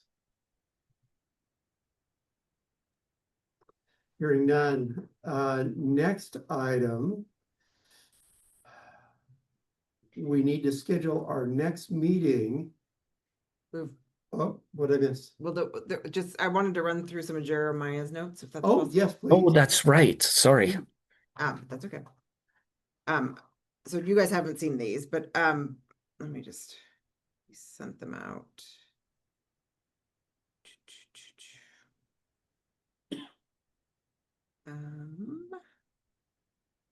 Was it yesterday? I think it was yesterday.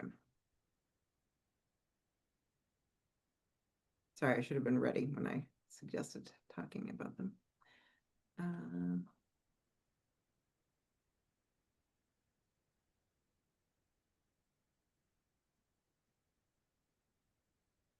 Okay. So basically what he did was he went through, as I mentioned before, on any of the, so you can go back to the main document if you want. I know you won't see his notes, but I can at least point to you. Go back to the begin. I can kind of just point to you where his notes fell. It was funny. He's like, I don't feel comfortable sending it out to them. So I was like, okay, well, I'll just read it to them then. Okay, so going to, for those that have page numbers, page 4, or just definitions in general. So he said for the number 1, definition number 1, that has updates from 2024 and 2025. And then on the code of professional conducts, has updates in 2025. And I won't go through all the ones that have updates. I'll just, because that might get a little ridiculous. But he did have some other notes that so he said on number between 29 and 30.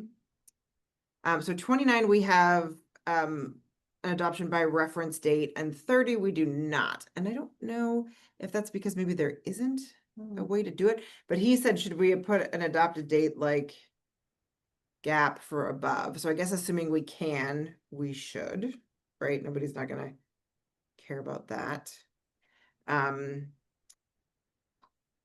Meaning that we would say October 20th, 2023. Right, or whatever it was. Yeah, whatever. Like we could probably look it up and find Yep. out what that date is. Right. Yeah.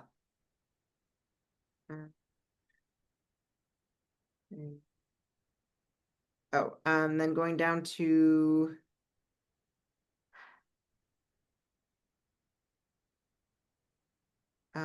number 62.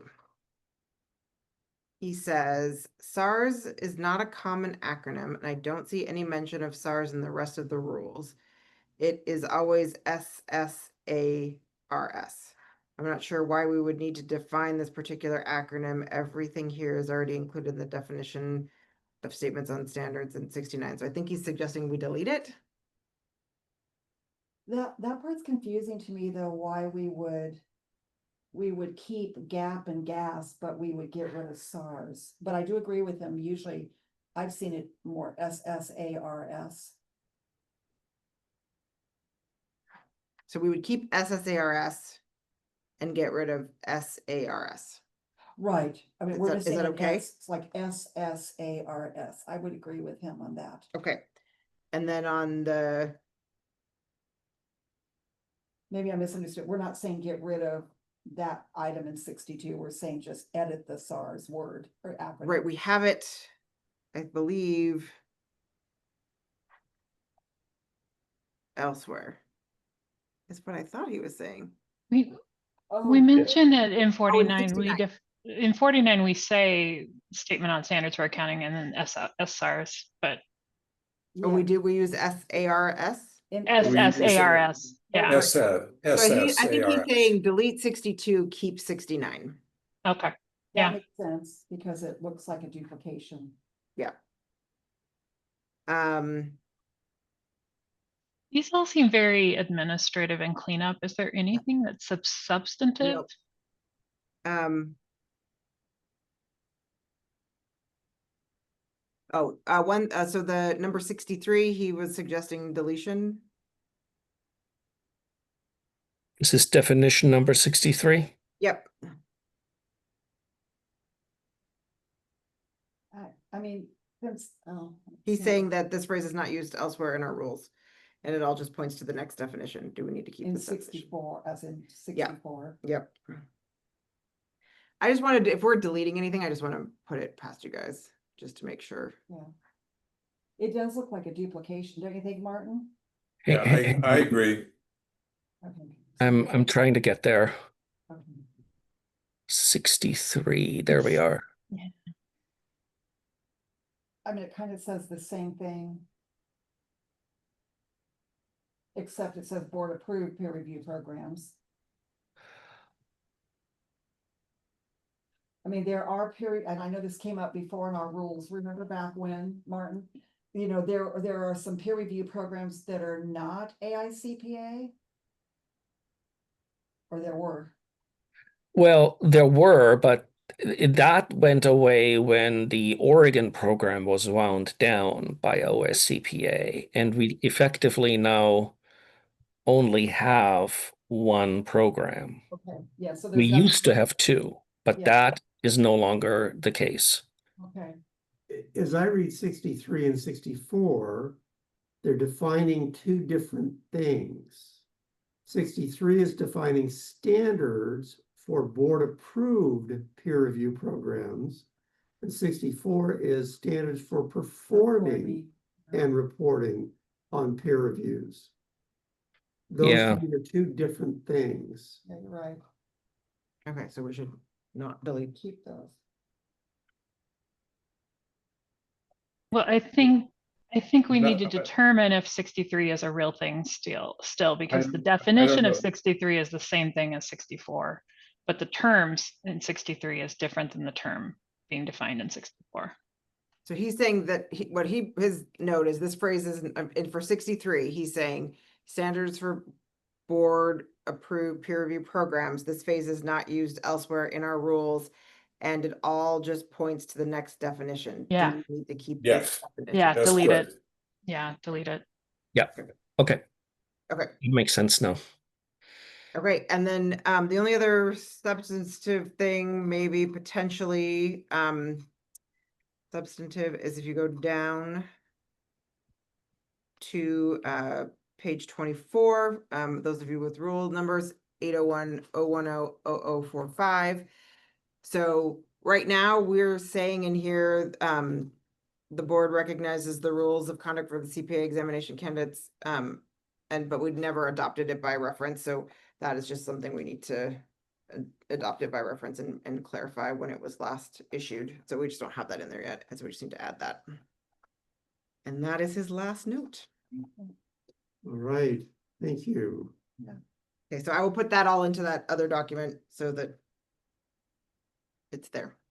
And then all we'll really have to touch on that other document then is the application stuff, which will be, and then the peer review, and I think that might be close to it.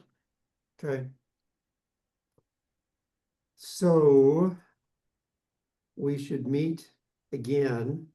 We need guidance from the board for direction.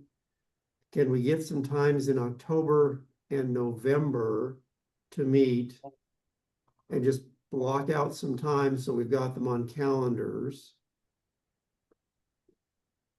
May I Yeah. make one suggestion? Oh, sorry.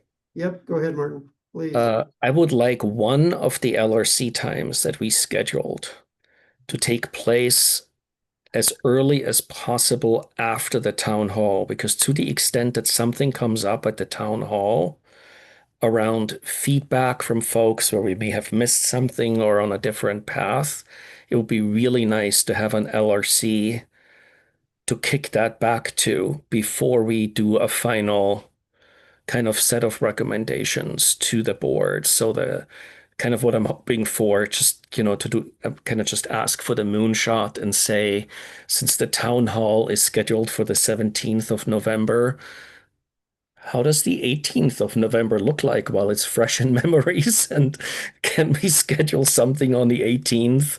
Do we need something closer in time than that too, or no?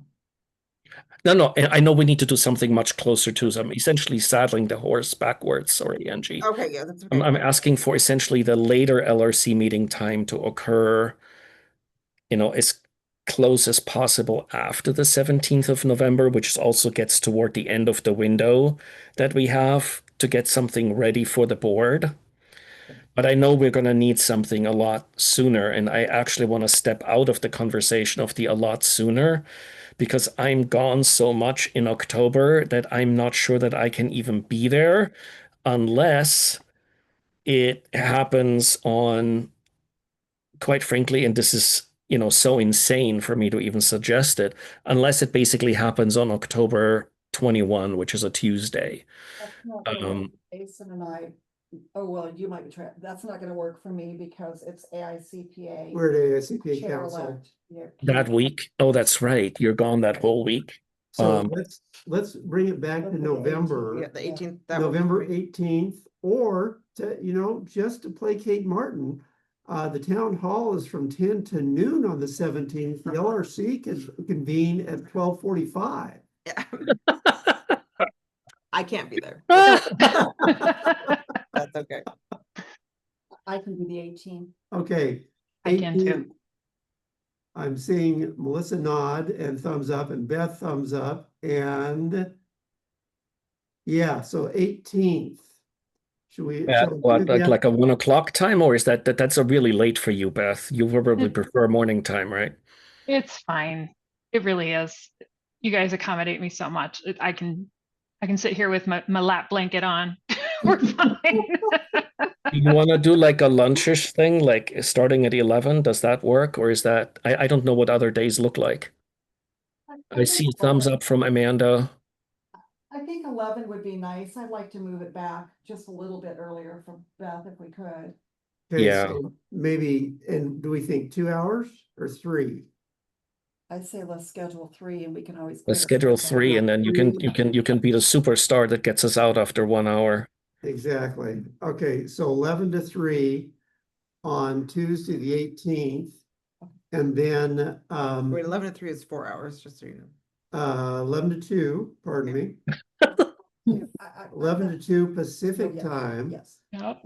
Um, Angie missed her career as a I CPA. know, right? Yes, you I should. was fixing on two. I'm sure this room is open, but I'll make sure, so we'll make sure, and we think we had an update on the sound system. Okay, Okay. good. Oh, good. and then let's go to October. It was so ugly. So yeah, the 21st and if we did it in the morning, Sherry and I could take it from the airport. No, I Um, can't I'm because kidding. Oh, you're flying the day before. well, I'm with Adam. Oh, Excuse me. that's right. Yes, with Adam. Okay. So the 24th, what about the 20th? Give me a few minutes. We're talking calendar. Sorry, the 20th of October? 20th is a Monday. Okay, I can't do that week Okay, because. that week Monday out. Monday and Tuesday is Adam. Okay. Okay. Yeah. So, the week- that's right. So the week before? following week- What did you say, Ray? I'm sorry, can we do the week before? The following week doesn't work. We've got NASBA annual meeting. Yeah. Okay. Yeah, that would have to be, yeah. If it's the following week, it would have to be like no sooner than the 7th of November to kind of give us time to get back from NASBA. So that the week of the 13th, what does that look like? I'm sorry. Of Wait, October. Ray, were you suggesting the week of October 13th or were you Yeah. suggesting the week after? The week of Okay. October 13th. The attorney who is not a tax attorney suggests the week of October 13th. So maybe Thursday or Friday Oh, of that there's something- week? Oh, is that when my Yeah. taxes are actually due? Yes. Okay. 10:15 Yes, that's a big is the deadline. This is actually when you need to deal with your taxes, Angie. So some I extra money. do have a suggestion, just like today is after the major deadline. I Yeah, can do the 16th, but only if council can get me out of jury duty in Washington County. Yeah. I will I'm not be able to happy do the to serve, 16th. I'm still on vacation, but I think you guys need to move forward without me. I'm in transition that day on an airplane. What I'll about the be on 17th? airplanes for most of that day. I would. No, have- I'm not around until 17th? so. Starts to get ugly. Okay, so, okay. What's the text deadline? 15th. So what 15th. about the week of the 6th? Okay, let's put it this way, I would rather cancel my meeting on the 17th, which I really shouldn't, but 6th, 7th, and 8th, I'm gone. October is ugly, it's like Yeah, right on it's top like, of us, really. Well, okay, so let's talk about that for just a minute. We go back in time. Board meeting is on the 25th. That also gives us Friday the 26th, Monday the 29th, and Tuesday the 30th. In of September? Yeah. Yeah. Okay. The Friday I can do. Friday the 3rd? Still here. No, Friday the day right after the board meeting. The The 26th. 26th. I could do Friday the 26th. I can do that. I'm booked up from 11 o'clock on. I mean, Okay, it's just ugly up until we hit November. yeah. I mean, So let me go. So if we did an 8 o'clock on the 26th, 8 a.m. Pacific, Hmm. nobody's calling in So- from Hawaii, so we're not gonna have that issue. The hard part is I wouldn't have time to draft anything, right? So whatever You board, time to draft? Yeah. Seriously? yeah, I know. I thought you could dual task while you're in the board meeting. I mean, I could try. I might not have anything drafted for Okay, you. so that doesn't work. question, what would happen like that first week in November? Is that too late? Like if we were third, fourth, fifth, something there? 3rd of November, November Yeah. 3. So I, NASPA board meeting. I mean NASPA annual conference, or Oh, is it? No. I'm sorry, you're right. So what then, I thought NAS was the week of the 27th, but you're on. Yeah, you're right. There is there is actually nothing there. Hang on a second. I'm sorry. The NASPA stuff is over in October. Yes, it ends on October 29th is the last day of the NASBA meeting. So November 3, the week of November 3 to 7 is pretty open if we want to do something there, but I don't know what that looks like for you, Sherry. No, I was kind of suggesting that thinking it's out of October, it's out of NASPA, AICPA. But the other thing too, it is 2 weeks before the town hall. Would Yeah. that be enough time? I don't know that there's a much of a connection to the Well, Tom- yeah, because we have to, well, how quickly do you want to get the rules out for people to review? At that point, Could they we- would get the Could draft we do rules. November 4? I'm good on the 4th all day. I am too. So if we, yeah, I mean, I can do the 4th. So if we do the 4th and then you'd get them out, you'd give people like a week or so to review them before the 17th. Could I make an ask if we do the 4th that we do it in the morning? Because right now I have a peer review oversight committee meeting scheduled at 1 p.m. Sure. Okay, Beth and Amanda, are you good on the 4th with maybe an 8 o'clock start time? Yeah. And we do 8:30. 8:30, 8:30. Do I hear 8:45? 8:30 Going for the highest bidder. 9 a.m. Oh, yes. school. So 8:30, Tuesday, November 4th. For how long? How long do you think we need?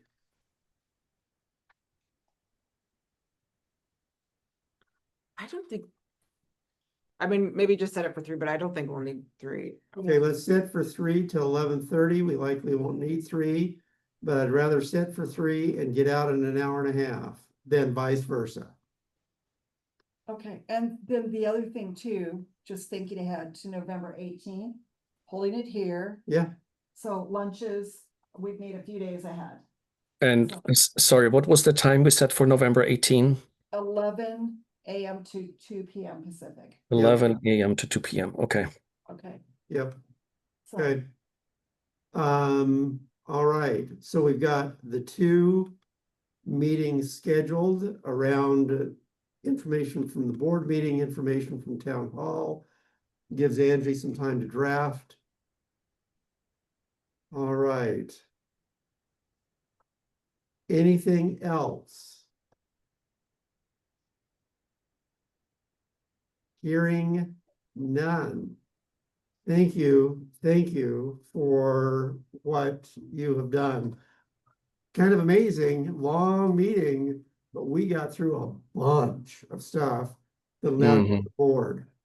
So, next Laws and Rules Committee meeting held hybrid November 4th, 8:30 for maybe up to 3 hours. That said, it is now 4:53 PM Pacific Daylight Time. I am adjourning this meeting of the Board of Accountancy Laws and Rules Committee. Ask the recording to stop. Thank you for everybody joining us. Thank you, thank you. Goodbye, all. Jason, Huge. you Thank and you all for Angie, working so thanks for hard. all the Everybody. work you did. Thank you, Yes. Angie, Thank you, Jason, Angie. Martin. Yes. Thank you. Thank you. Bye.